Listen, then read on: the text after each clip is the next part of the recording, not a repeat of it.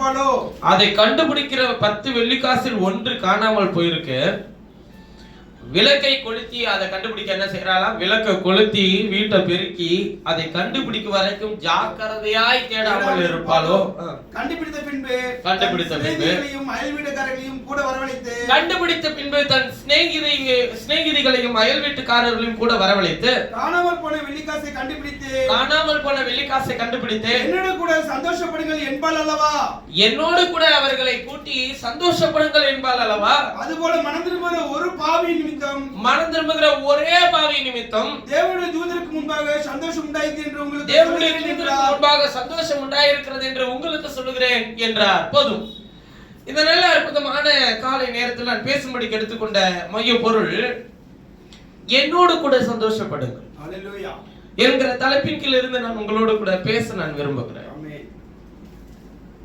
என்னோடு கூட சந்தோஷப்படுங்கள் அப்படின்னு அவர் சொல்றாரு. நாம சொல்லுவோம் சந்தோஷப்பட என்ன இருக்கு? இங்க எல்லா சூழலையும் பார்த்துட்டும் சந்தோஷமா எப்படி இருக்கிறது? எல்லா பிரச்சனைகளும் நெருக்கடிகளும் வந்து கொண்டே இருக்கிறது, எப்படி நான் சந்தோஷமா இருக்கிறது? அதுவும் குறிப்பாய் இன்றைக்கு மருத்துவ உலகிலே எல்லா வியாதிக்கும் ஒரு காரணத்தை கண்டுபிடிக்கிறதுல ஒரு விஷயத்தை சொல்றாங்க, ஸ்ட்ரெஸ் இல்லாம இருங்க. எல்லா வியாதிக்கும், அது சுகரா இருக்கலாம் அல்லது பிரஷரா இருக்கலாம் இல்ல மத்த எந்த பிரச்சனையா இருக்கலாம், சரீர பிரகாரமா என்ன சொல்றாங்க? ஸ்ட்ரெஸ் இல்லாம இருக்கு. அப்படின்னா நம்ம செவ்வாய் கிரகத்துல தான் இருக்கணும், அங்கதான் எந்த பிரச்சனையுமே இல்லை. இங்க பிரச்சனையே இல்லைங்க, உருவாக்கி வச்சிருக்கிறோம் நம்ம. அதாவது ஒரு கமிட்மெண்ட் வந்து ஒரு மனுஷனுக்கு ஓரளவு இருக்கலாம், கமிட்மெண்ட் தான் மனுஷனாவே இருக்கக்கூடாது. இதை முடிச்சா அது, அதை முடிச்சா அது. இப்ப இதுல எதை நீங்க விடுவீங்க? சரி, நீங்க எந்த கமிட்மெண்ட்லயும் இல்லாம சிலர்லாம் இருப்பா பார்த்துருங்களா, எதை பத்தியும் கவலைப்பட மாட்டான். வீட்டுல இருக்கிறவன் தின்னானா செத்தானா, அவன் அடுத்த விஷயத்த பார்த்தானா, அவனோட எதிர்காலம், அதை பத்தி எல்லாம் கவலையே இல்லாம சில மனுஷங்க அவங்களே நினைச்சுக்கிறாங்க நாங்களாம் தேவனிடத்துல இருந்து வரத்தை பெற்றிருக்கிறோன்னு. அது ஒரு என்னை பொறுத்தளவுல அது எப்படின்னு கேட்டீங்கன்னா, அது ஒரு ஜாக்கிரதை இல்லாத ஒரு வாழ்க்கை. எந்த நிமிஷம் எது வாரிட்டு போகும்னே தெரியாது. ஆனால் இந்த உலகமும் மனிதர்களும் ஒரு அழுத்தத்திற்குள்ளே ஜீவிக்க வேண்டிய சூழ்நிலைக்குள்ளே நாம் இருக்கிறோம். இல்ல நீங்களே இல்லைனாலும் இந்த உலகமே என்ன பண்ணிருங்க, உங்களை கொண்டு போயிடும். அதான் கடந்த ஊழியர் கொடுக்கையில என்னுடைய சகோதரர் சொல்லும் போது அழகா சொன்னார். ஊழியர் சொல்லும் போது, ஒண்ணு நீயே நல்லா இருந்தாலும் கூட இருக்கிறவன் உன்னை நல்லா வச்சிருக்க மாட்டான், இன்னொன்னு உலகம் உன்னை நல்லா வச்சிருக்க. சமுதாயத்தினுடைய அழுத்தம் அப்படி. முதல்ல என்ன சொல்லுவான், என்னடா இன்னும் ஒரு என்ன ஸ்கூல்ல சேர்த்துட்டு இருக்கிற அப்படின்றதுல ஆரம்பிச்சு கொண்டு போய் அடக்கம் பண்ற வரையிலும் எதுலயே வச்சிருப்பாங்க, நம்மளையா அழுத்தத்துக்குள்ளே வச்சிருப்பாங்க. என் பிள்ளை இப்படி ஆயிடுச்சு, உன் பிள்ளை என்ன பண்ண போகுது அப்படின்னு கேட்கறதுல இருந்து, எனக்கு இந்த வேலை கிடைச்சிச்சு, உனக்கு என்ன, இதை வச்சு நீ எப்படி வாழ்வ, எப்பதான் கல்யாணம் பண்ணுவ, அப்புறம் எப்பதான் ஒரு கூழ் பூச்சி இருக்கும், அப்புறம் எப்பதான் உனக்கு என்ன இருக்கும், இப்படி என்ன பண்ணிட்டே இருப்பாங்க. அது அவனுக்கு தெரியாதா? இல்ல அது அவனுக்கு வேணும்னு அவன் விருப்பப்பட மாட்டானா? எல்லாமே அவனுக்கு தெரியும், எல்லாமே அவனுடைய வாழ்க்கையில என்ன சம்பவிக்கணும்ன்றது இருக்கும். ஆனாலும் ஒரு ஆள் என்ன பண்ணிட்டே இருக்கும், ஒரு சமுதாயம், ஒரு மனுஷர்கள் தள்ளிக்கிட்டே இருப்பாங்க. இதெல்லாம் இல்லைனாலும் சரி இருக்காதுதான், ஆனால் இதெல்லாம் இருக்கட்டும். இது மத்தியில எப்படி சந்தோஷமா இருக்கிறது? வாய்ப்பு இருக்கா? இல்லவே இல்லை. அப்படின்னு நமக்கு தோணும். சந்தோஷமா தான் இருக்கணும். எதுல இருக்க முடியும்னு கேட்டா பாருங்க, ஒரு சின்ன ஒரு உதாரணத்தை சொல்றேன். இப்ப நாம் இந்த இடத்திற்குள்ள இருக்கிற இந்த சில மணி நேரங்கள் நமக்கு எவ்வளவு அழுத்தங்களை இந்த உலகம் கொடுத்து கொண்டு இருந்தாலும், இந்த இடத்திற்குள்ள இருந்து நாம் கர்த்தருடைய பிரசன்னத்துக்குள்ள இருந்து கர்த்தருடைய வார்த்தையை கேட்கிறவர்களும் அது நம்ம மண்டையில என்ன பண்ணல, அது இல்லவே இல்லையா. ஆனால் வீட்டுக்கு போனோம்னு என்ன திங்கணும்ன்றதுல ஆரம்பிக்கிற அந்த பிரஷரு ராத்திரி முடியறதுக்குள்ள எதெல்லாம் விட்டுட்டு இருந்தோமா இந்த காலையில இருந்து அது எல்லாத்தையும் தூக்கி தலையில வச்சுட்டு அடுத்த நாள் திங்கக்கிழமை என்ன பண்றாங்க, பாரத்தோட போறோம். இதை செஞ்சிடலாம் அதை செஞ்சிடலாம் அவங்கள பார்த்துடலாம். ஆனால் இந்த நாள் என்ன பண்ணி கொடுக்குறோங்க. அதனாலதான் மனுஷனே வேலை செய்யற எல்லாருக்கும் ஒரு நாள் என்ன கொடுக்குறாங்க, 7 நாள்ல ஓய்வுன்னு ஒரு நாள் கொடுக்குறான். இப்ப கர்த்தர் சொல்றாரு, உனக்கு ஒரு ஓய்வு தேவைப்பா. எதுல ஓய்வு தேவை? உன்னுடைய இருதயத்துல நீ திட்டமிடுகிறதற்கு ஒரு ஓய்வை கட்டளையிட்டுக்க. ஏன்னா எல்லாத்தையும் திட்டமிட்டபடி எல்லாத்தையும் என்ன பண்ணிட முடியாது, செஞ்சிட முடியாது. திட்டமிடுதல் நம்முடைய கரத்தில் இல்லை, கரத்துக்குட்பட்ட ஒரு திட்டமிடுதல் உண்டு. 1ஆம் தேதி பிரேயர் நடத்துறோம்னா எத்தனை பேர் வருவாங்க, எத்தனை பேர், எல்லாருக்கும் என்ன வேணுங்க, போஜனம் கொடுக்கணும். அதை நம்ம சமைக்கலாமா இல்ல ஆர்டர் பண்ணி வாங்கி கொடுக்கலாமா, அந்த சமையல்லையே நான் பழைய சோறு பண்ணலாமா இல்ல சுடுசோறு பண்ணலாமா இல்ல வெள்ளை சோறு பண்ணலாமா இல்ல பிரியாணி பண்ணலாமா, இது எல்லாமே என்ன பண்ணிக்கலாங்க, நமக்குள்ள திட்டமிட்டுக்கலாம். நம்முடைய கரத்திற்கு தகுந்தாற் போல், நம்முடைய கரங்களில் இருக்கிறதுக்கு தகுந்தாற் போல், நம்முடைய மனதிற்கு தகுந்தாற் போல் அதை என்ன பண்ணிக்கலாங்க, திட்டமிட்டுக்கலாம். மனசு இருந்தா பிரியாணி போடலாம், மனசு இல்லைன்னா என்ன பண்ணலாம், புளிசோறு கூட போடலாம். ஏன் போட்டேன்னு யாரும் கேட்க போறாங்களா? அதெல்லாம் ஒண்ணும் கிடையாது. சிலர் கேட்பாங்க, வெள்ளை சோறுன்னா சொல்றது அப்படின்லாம் கேட்பாங்க. அவ நல்ல கவனிங்க, தேவன் நமக்கு கொடுத்திருக்கிற திட்டமிடுதல் என்பது குறுகின உட்பட்டது. அதையே நம்ம திட்டமிட்டபடி செய்ய முடியுதான்னு கேட்டீங்கன்னா நம்ம ஒண்ணு சொல்லுவோம், அந்த திட்டமிடுதலுக்கு மேலதான் போகும். ஆனால் தேவன் திட்டமிட்டால் அவர் அதினதின் காலத்தில் அதினதின் காரியத்தை அவர் எப்படி செய்வாரா, நேர்த்தியாய் செய்கிறவர் அப்படின்னு நம்ம சொல்லி இருக்கிறாரு. நம்ம சொல்லி இருக்கிறோமா இல்ல ஏதாவது தீர்க்கதரிசி சொல்லி இருக்கிறாங்களா? அவரே தான் சொல்லி இருக்கிறார். இவர் திட்டமிட்டால் அவர் அதை செய்து முடிக்க வைப்பார். அவர் திட்டமிட்டால் அதை அவர் அதன் பாதையிலே நேர்த்தியாய் கொண்டு போய் முடிப்பார். இப்ப அதை யாராச்சும் மாத்த முடியுமா? அவர் சொன்னார், நான் கோணலாக்கினதை நேராக்கத்தக்கவன் யார், நான் நேராக்கினதை கோணலாக்கத்தக்கவன் யார். அப்ப எல்லாவற்றையும் செய்து முடிக்கக்கூடிய ஒரே ஆற்றலும் திறனும் அவருக்குள்ள இருக்கிறது. இப்ப நாமெல்லாம் யாரு? அவர் திட்டமிடுவார், அதை செய்து முடிக்கிற வேலைக்காரர்கள் நாம். இப்ப எப்ப சோர்வு வரும் கேட்டா நாம செய்யணும்ன்ற போது நமக்கு என்ன வருங்க, சோர்வு வரும்.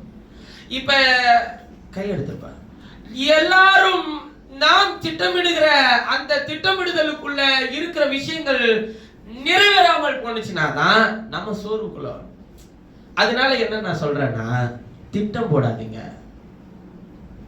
இது இந்த டைம்ல எல்லாம் நடந்துரும், அப்படி நடந்துறணும் அப்படின்னு சொல்லி என்ன பண்ணாதீங்க, திட்டம் போட்டு அதை யார்கிட்ட கொண்டு போய் என்ன பண்ணக்கூடாது, அவருக்கு பிரஷர் கொடுக்கிறது. ஆண்டவரே எனக்கு கொஞ்சம் தாரம், எனக்கும் எப்ப இதெல்லாம் நான் கொஞ்சம் அனுபவிக்கிறது. உங்கள் தாயார் தகப்பனாருக்கு முன்பு இருந்த காலங்கள் வீடு இருந்தா போதுன்னு நினைப்பாங்க. இன்னைக்கு ஏன் இந்த மாதிரி வீடை கட்டினான்னு நினைக்கிறோம். நாளைக்கு வரக்கூடிய ஜெனரேஷன் இதெல்லாம் ஒரு வீடான்னு நினைக்கும். அதுக்கு அடுத்த ஒரு ஜெனரேஷன் இருக்கும், வீடெல்லாம் வேணாயா, வேற எங்கேயாச்சும் போய் பூரா எல்லா இடத்துலயும் நம்ம ஒரு பொதுவான விஷயத்தை அனுபவிச்சு போயிடுவோம். லண்டன்ல எல்லாம் இப்ப வரி கட்ட முடியாம எல்லாம் ரோட்ல படுத்து தூங்குறாங்க. ரோட்லயே ஒரு கேபேஜ் மாதிரி ஒரு இது மாதிரி ஒரு வலையை போட்டுக்கிட்டு டெம்பரரியா போகும்போது காலைல எந்திரிச்சோன்னா அவங்க பாட்டுக்கு எடுத்து சுட்டிட்டு என்ன பண்ணிடுவாங்க, வேலைக்கு போயிடுவான். வேணா எது கட்ட முடியலையா, டாக்ஸ் கட்ட முடியல, வரியை உயர்த்திச்சு அந்த அரசாங்கம் லண்டன்ல எல்லாம். அதனால எல்லாம் ரோடு பிளாட்ஃபார்ம்ல என்ன நடக்கும்னு நமக்கு தெரியாது, என்ன சம்பவிக்கும் தெரியாது. ஆனா எதையாச்சும் ஒண்ணு செய்யணும்ன்றதுக்காக என்ன பண்ணிட்டு இருக்கோங்க, இங்க ஓடிட்டு இருக்கிறோம். இதுல எதை தொலைச்சு போறோம் அப்படின்னு சொல்லி கேட்டா சந்தோஷத்தை. சமாதானத்தை, நிம்மதியை இழந்து போறோம். இப்ப எல்லாத்துலயும் எப்படி ஒரு நிம்மதியா இருக்கிறதுன்னு சிலரை சொல்லிட்டு என் செய்தியை மட்டும் முடிச்சிட்டு போயாரு. பாருங்க, இயேசு இந்த பூமியில இருக்கும்போது ஒரு ஓமையை சொல்றார். அன்றைய ஒரு ஸ்ரீ என்றால் இது தீர்க்க தரிசனம், ஓமை என்றால் தீர்க்க தரிசனம். ஒரு ஸ்ரீ 10 வெள்ளிக்காசை உடையவளாய் இருந்து, அவள்கிட்ட 10 வெள்ளிக்காசு இருக்கு. அதில் ஒரு வெள்ளிக்காக காணாமல் போனாள். வெள்ளிக்காசு காணாமல் போனாள். அவள் என்ன பண்றாளா? விளக்கை கொளுத்தி வீட்டை பெருக்கி அதை கண்டுபிடிக்கிற வரைக்கும் ஜாக்கிரதையாய் தேடாமல் இருப்பாளோ? கண்டுபிடித்த பின்பு தன் சிநேகிதிகளையும் தன் அயல் வீட்டுக்காரரையும் வரவழைத்து காணாமற் போன அந்த வெள்ளிக்காசை கண்டுபிடித்தேன், என்னோட கூட சந்தோஷப்படுங்கள் என்பாள் அல்லவா? இப்ப நம்ம காசு காணா போனது அயல் வீட்டுக்காரிக்கும் சிநேகிதிக்கும் தெரியுமா? தெரியாது. இப்ப காணாம போன அந்த காசை முதல்ல கண்டுபிடிக்கணும். கண்டுபிடிச்சிட்டா அப்புறமேட்டு என்னோட கூட என்ன பண்ணுங்கன்னு சொல்லலாம், சந்தோஷப்படுங்கன்னு சொல்லலாம். இப்ப காணாம போறது யாருக்கும் தெரியாது, சந்தோஷப்பட எல்லாருக்கும் பண்ணும். அது போல ஆண்டவர் சொல்றார், அது போல மனம் திரும்புகிற ஒரே பாவி நிமித்தம் தேவனுடைய தூதருக்கு முன்பாக சந்தோஷம் உண்டாயிருக்கிறது என்று உங்களுக்கு சொல்லுகிறேன் என்றார். இப்ப சொல்றார், இவ அது போல மனம் திரும்புகிற ஒரு பாவி நிமித்தம். இப்ப பாவியா இருக்கிறான், அவனை கண்டுபிடிக்கிறது ஒரு வேலை அவருக்கு. இப்ப தொலைந்து போன அந்த காசு யாரா இருக்கிறார்கள் என்று அவர் சொல்லுகிறார் என்றால், பாவியா இருக்கிற ஒரு மனுஷன். அவன் போயிட்டானேன்றதுக்காக நான் அப்படி விட்டுற மாட்டேன். நான் அதை எப்படி தேடி எடுக்கிறாருன்னு கேட்டீங்கன்னா, அவன் பாவி, அவன் வியாதியஸ்தன், அவன் பலவீனன், அவன் குறைவுள்ளவன், அவன் இந்த உலகத்திலே நீங்க என்னன்னாலும் உங்களை உலகம் சொல்லட்டும், அப்படிப்பட்டவர்களாய் நீங்கள் காணாமல் எதையெல்லாம் தொலைத்து இருக்கிறீர்களோ, ஆனா உங்களை கண்டுபிடிக்க அவர் என்ன செய்திருக்கிறான்னு கேட்டீங்கன்னா, அந்த ஸ்திரீ என்ன செய்வான்னு சொல்றாருன்னா, விளக்க கொளுத்துவாளா, வீட்டை பெருக்குவாளா, அதை கண்டுபிடிக்கிற வரைக்கும் ஜாக்கிரதையாக தேடாமல் இருப்பாளோ. அப்ப நல்ல கவனிங்க, அவர் அநேகம் பேரை இந்த உலகத்தில் தம்முடைய ஜீவன் உள்ளவர்களை கொடுத்திருந்தாலும் எல்லாரையும் அவர் கொடுத்திருக்கிறார். நோவாவினுடைய காலம்தான் ஒரு அற்புதமான ஒரு காலமாய் நான் பார்க்கிறேன். நோவா தன் காலத்தில் வாழ்ந்தவர்களுக்குள்ளே நீதிமானும் உத்தமனும் தேவனோடு கூட சஞ்சரிக்கிறவனாயும் இருந்தார். இதெல்லாம் சொல்றதுக்கு முன்னாடி கர்த்தருடைய கண்களில் நோவாவுக்கு என்ன கிடைத்தது? கிருபை கிடைத்தது. இப்ப நான் வாழ்ந்து கொண்டிருக்கிற இந்த காலம் எல்லாரும் ஒரு அழுத்தத்துக்குள் இருக்கிற காலம். முன்பு இருந்தா ஒரு விஷயத்தை செய்வாங்க, இல்லன்னா பேசாம என்ன பண்ணுவாங்க, இருப்பாங்க. நீங்க பாத்துருக்கீங்களா? மனுஷர்கள் எதை வச்சு பிரிச்சுப்பாங்கன்னா, இவங்கள்ட்ட ஒண்ணு இல்ல, அதனால இவங்க வீட்டுல எல்லாம் இந்த பொருள் எல்லாம் இல்ல, பாவம் அவங்க சாப்பிடறதுக்கும் இதுக்குமே கஷ்டப்படும் போது எப்படி இந்த பொருள் எல்லாம் வாங்குவாங்க அப்படின்னு நினைப்பாங்க. இப்ப அப்படி கிடையாது. இருக்கிறவங்க இல்ல, அதெல்லாம் பிரச்சனையே இல்ல. நீ 1 ரூபா வச்சிருக்கியா, இல்ல 10 ரூபா வச்சிருக்கியா, ஒண்ணுமே இல்லையா, பரவாயில்ல, நீ பொருளை வாங்கிக்க, மாசம் மாசம் கொடுத்துக்க. இப்ப இந்த பொருள் இந்த வீட்டுல தான், இந்த மாதிரி குவாலிட்டி இருக்கிறவங்க வீட்டுல தான், இந்த மாதிரி தகுதி உள்ளவங்க வீட்டுல தான் இருக்கணும்லாம் கிடையாது. எல்லார் வீட்லயும் எல்லாத்தையும் வாங்கிக்கலாம். ஆனா அந்த மனுஷன் அந்த ஒரு விஷயத்தை, அந்த பொருளை வாங்கி அதை முடிச்சு அது வெளியே வர வரையிலும் அவனை புழுங்கி ஜூஸ் எடுத்துருவாங்க. ஏன்னா 2ஆம் தேதி உங்களுக்கு வருதோ இல்லையா அவனுக்கு வந்துடும், 3ஆம் தேதி அவனுக்கு வருதோ இல்லையா நமக்கு வருதோ இல்லையா அவனுக்கு வந்துடும். இந்த 2, 3, 4, 5, 6, 7, 8, 9, 10 வரையிலும் நம்ம விசுவாசிகள் எல்லாம் பார்க்கணுமே, எங்க இருக்கிறீங்க? பிரேயர் இருக்கா? மறந்துட்டேன். காரணம் என்ன? அழுத்தம். அந்த அழுத்தத்திற்குள், அந்த வேதனைக்குள் மனுஷர்கள் உள்ளே போறாங்க. நாட்கள் குறிக்கப்பட்டிருக்கிற அந்த நாளிலே நடத்தப்படுகிற கூட்டங்களை கூட, அந்த விஷயங்களை கூட ஞாபகம் வைத்துக் கொள்ள முடியாத அளவிற்கு அந்த அழுத்தத்திற்குள் போகிறார்கள் மனிதர்கள். எதுக்கு வாங்கணும், எதுக்கு கட்டுறோம்? தேவைகள் இருக்கு, அழுத்தங்கள் இருக்கு. ஆனால் இதில் நாம் ஒன்றை துளைத்து போகிறோம். என்னவென்றால், நம்முடைய ஆத்மாவுக்கு கொடுக்க வேண்டிய சந்தோஷத்தை நாம் இழந்து போகிறோம். தினந்தோறும் நான் தான் ஒரு முறை இந்த 9 மணி பிரேயர்ல ஏதாவது அது முதல்ல எனக்கு கொடுத்த அட்வைஸ், அந்த ஆண்டவர் எனக்கு கொடுத்த ஒரு நல்ல ஒரு ஆலோசனை. உன் ஆத்மாவோட கொஞ்ச நேரம் பேசியா, முதல்ல அதோடு கொஞ்சம் பேசு.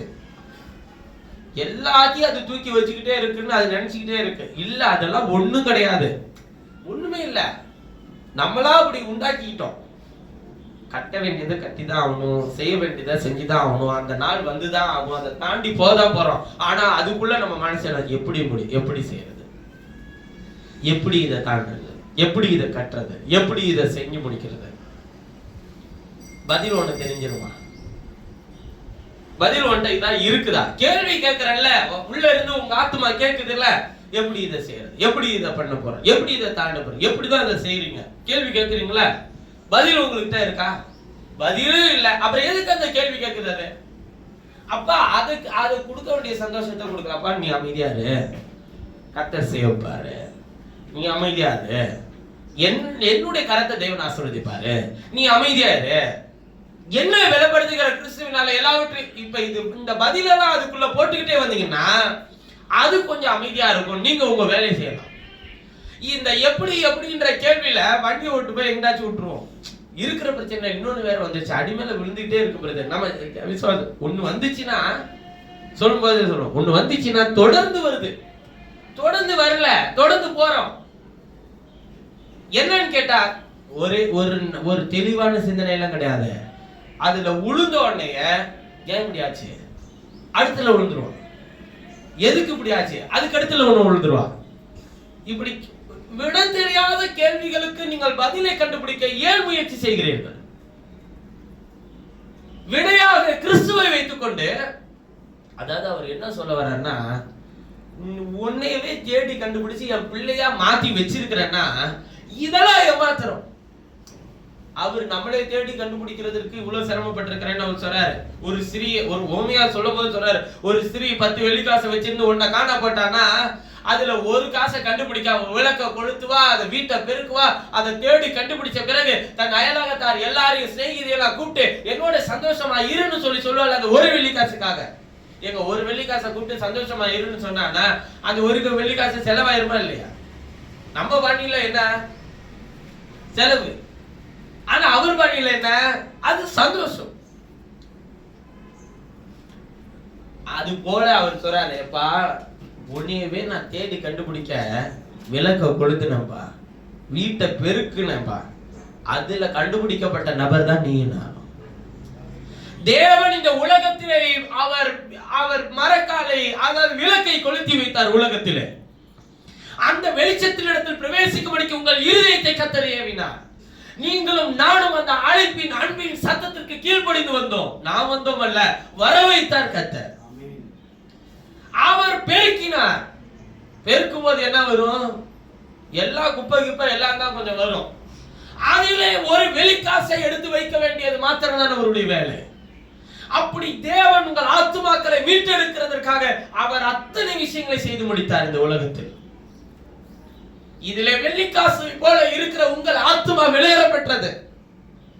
அதற்கு கொஞ்சம் சந்தோஷம் தேவை, அதற்கு கொஞ்சம் சமாதானம் தேவை, அதற்கு கொஞ்சம் விடுதலை தேவை, அதுக்கு கொஞ்சம் பலம் தேவை. பலத்தை ஏத்துங்க, சோர்வுக்குள்ளே கொண்டு போக தேவையில்லை. எப்படி செய்ய முடியும்? நாளைக்கு வரலையா பார்த்துக்கலாம், அது செஞ்சுதானே செய்யதானே போற, அதை இப்படி செய்யும்படிக்கு கர்த்தர் எனக்கு என்ன கொடுத்திருக்கிறாரோ அதை செஞ்சுட்டு போயிடுவேன். யாரோ தூக்கி வைக்கிற பாரத்தை என்ன பண்ணாதீங்க, சுமக்காதீங்க. அதை செஞ்சிடலாமா? ஒருவேளை செய்ய முடியுமா? அதை டாலரேட் பண்ண முடியுமா? என் பிள்ளை இவன மாதிரி வருமா? என் பிள்ளைங்கெல்லாம் கொஞ்சம் தலையெடுத்தா அவனை விட்டு போயிட்டானா என்ன பண்றது? எதையும் நம்பாதீங்க, யாரையும் நம்பாதீங்க. உங்களால் என்ன செய்ய முடியுமோ, அதாவது நான் உங்க எல்லாருக்காக ஜோம் பண்ற விஷயம் என்னன்னா, எங்கள் பிள்ளைகள் ஒவ்வொருவரையும் அவர்கள் கைகளினால் அவர்கள் ஆசீர்வதியும், அவர்கள் கையின் பிரயாசத்தை சாப்பிட உதவி செய்யும். கடைசி வரைக்கும் உங்களால என்ன செய்ய முடியுமோ அதை என்ன பண்ணிட்டே இருங்க, செய்யுங்க. நம்ம பக்கத்து வீட்டு பாக்குறது, அவன்லாம் பாரு எல்லாத்தையும் எப்படி பாத்துக்கிறான், அவன்லாம் பாரு எப்படி படிக்கிறான், அவன்லாம் பாரு எப்படி உயர்ந்திருக்கிறான், அவனுக்கெல்லாம் பாரு எங்க வேலை கிடைச்சிருக்கு, அவனுக்கெல்லாம் பாரு அவன் இந்த ஊர்ல இருக்கிறானா. அவன் ஆத்மாவுக்குள்ள என்ன இருக்கு? நீ வெளியே பாக்குற, உள்ள என்ன இருக்கு? உன்னுடைய ஆத்மாவுக்குள்ள என்ன இருக்கு? அதற்கு நிகராக முடியுமா அந்த சம்பாத்தியங்கள்? அதற்கு நிகராக முடியுமா அந்த வேலைகள்? அதற்கு நிகராக முடியுமா அந்த உயர்வுகள்? அதற்கு நிகராக முடியுமா உலகத்தினுடைய படிப்புகள்? எதுவுமே நிகராக முடியாதையா? ஏன் சில வாலிப பிள்ளைங்களாம் சொல்லி கேட்கும்போது சொல்லுவாங்க, ஏன் எனக்கெல்லாம் கர்த்தர் அந்த உயர்வை தர மாட்டாரா? உனக்கு என்ன தந்திருக்கிறாரா அதுதான் உயர்வு. நீ உயர்வுல தான் இருக்கிற, உயர்வை தர மாட்டாரா? தந்ததுனாலதான் நீ இருக்கிற. நீங்க தேவனிடத்தில் இப்படி அறிக்கை செய்து பாருங்கள். ஆபிரகாம், நம்ம நிறைய பேர் என்ன நினைப்போம், ஆபிரகாமை ஊர் என்கிற கல்வியர் பட்டணத்திலிருந்து காண்பிக்கிற கானானுக்கு கொண்டு போய் நடத்தினார். ஆனால் வேதம் சொல்லுகிறது அவன் நிற்கிற இடம் பூமி இடம் இல்ல, பூமி தாங்கக்கூடாது இருந்தது பைபிள் எழுதியிருக்கு. அப்ப கர்த்தர் நீ என்ன செய்யறியோ அதுல செழிப்பாக நடத்துவார் என்கிற விசுவாசம் அவனுக்கு இருந்துச்சு. நான் வந்து மேய்க்கிறேன். சிலர் நம்ம செய்யற வேலையவே, நாம செய்யற பிரயாசங்களை, நாம எடுக்கிற சில சின்ன வேலையா இருந்தாலும் அதுல நம்மளே என்ன பண்ணிக்கிறதுங்க, தாழ்த்திக்கிறது. நான் இதான் செய்யறேன். இதுல நீ மற்ற மனுஷர்களுக்கு முன்பாக உன்னை தாழ்மைப்படுத்து. ஆனா தேவனிடத்துல வரும்போது நீ தந்ததற்காக நன்றி. உள்ளுக்குள்ள எப்பொழுதுமே இந்த வேலை எனக்கு பிரசியஸ்பா, எனக்கு தகுதியை கர்த்தர் கொடுத்ததுப்பா, இந்த வேலை தேவன் கொடுத்த வேலை, இந்த படிப்பு கர்த்தர் கொடுத்தது, இந்த ஞானம் கர்த்தர் கொடுத்தது, இந்த உயர்வு கர்த்தர் கொடுத்தது. உன் இருதயத்துல எப்பொழுதுமே சொல்லிட்டே இரு.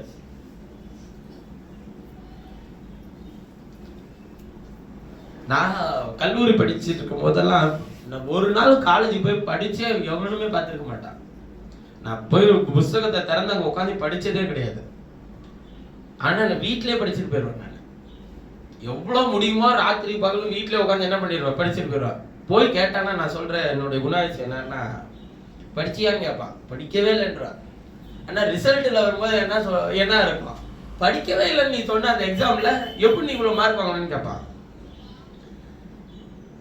நம்ம இப்ப அவன்கிட்ட போய் நம்ம என்ன படிச்சோம்னு சொல்ல தேவையில்ல, நான் ரெடியா இருக்கிறேன்னு காட்ட தேவையில்ல.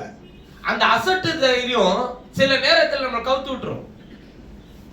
இந்த வீண் பெருமெல்லாம் மனுஷங்கள்ட்ட தேவையில்லை. நாம படிச்சது நமக்குள்ள என்ன பண்ணிக்கணுங்க, வச்சுக்கணும். அதான் உலகத்திலே பழமொழி சொல்றாங்கல்ல, நேரம் கூட என்ன பண்ணாது தெரிஞ்சுமா, அமைதி அது பாட்டுக்கு அது வேலையை செய்து முடிச்சுட்டு போயிட்டே இருக்கணும். சொல்றது சிலர் பேசியே சாவடிச்சிருவான், இப்படி பண்ணிடலாம் அப்படி பண்ணிடலாம். இல்ல, செஞ்சுட்டு அவரை சொல்லு, பிரச்சனை இல்லை. தேவன் செய்கிறவர், கிரியை செய்கிறவர், பேசுகிறவர் அல்ல.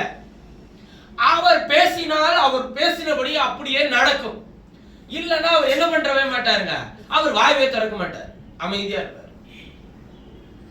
முதல்ல அவர்கிட்ட இருந்து நிறைய குணாதிசயங்களை கற்றுக்கொள்ளுங்கள். அவர் சொல்றாரு, ஒன்னே ஒண்ணு காணா பண்ணத அவன் வீட்டை பெருக்கி விளக்க கொளுத்தி அந்த ஒரு வெள்ளிக்காசை கண்டுபிடிப்பார்.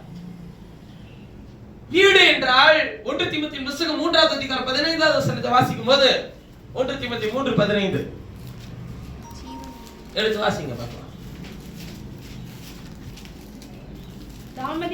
தாமதிப்பேனாகி தேவனுடைய வீட்டிலே நடக்க வேண்டிய வகைகளை நீ அறியும்படி, தேவனுடைய வீட்டிலே நடக்க வேண்டிய வகைகளை நீ அறியும்படிக்கு இவைகளை உனக்கு எழுதுகிறேன். அந்த வீடு ஜீவனுள்ள தேவனுடைய சபையாய், அந்த வீடு ஜீவனுள்ள தேவனுடைய சபையாய், சத்தியத்துக்கு தூணும் ஆதாரம். வீடு இப்ப எதுல இருக்கணுங்க, சத்தியத்திற்கு தூணும் ஆதாரமா இருக்கணும். நாம எல்லாரும் வீடு எதுல நிக்கணுங்க, நாம சத்தியத்தில் இருக்கணும். சத்தியமாவது என்ன, யோவான் 17:17 வாசிக்கும் போது அவர் சொல்லுகிறார், சத்தியமாவது என்ன, நான் சொன்ன வசனமே சத்தியம். அப்ப ஏதோ ஒரு வசனத்துல நம்மள நிக்கிறது இல்ல, ஒரு உபதேசத்துல நம்ம நிக்க வைக்கிறது இல்ல, எல்லா வாழ்க்கையின்படி நம்ம நிக்கணும், எல்லா நீதியும் நம்ம செய்யணும்.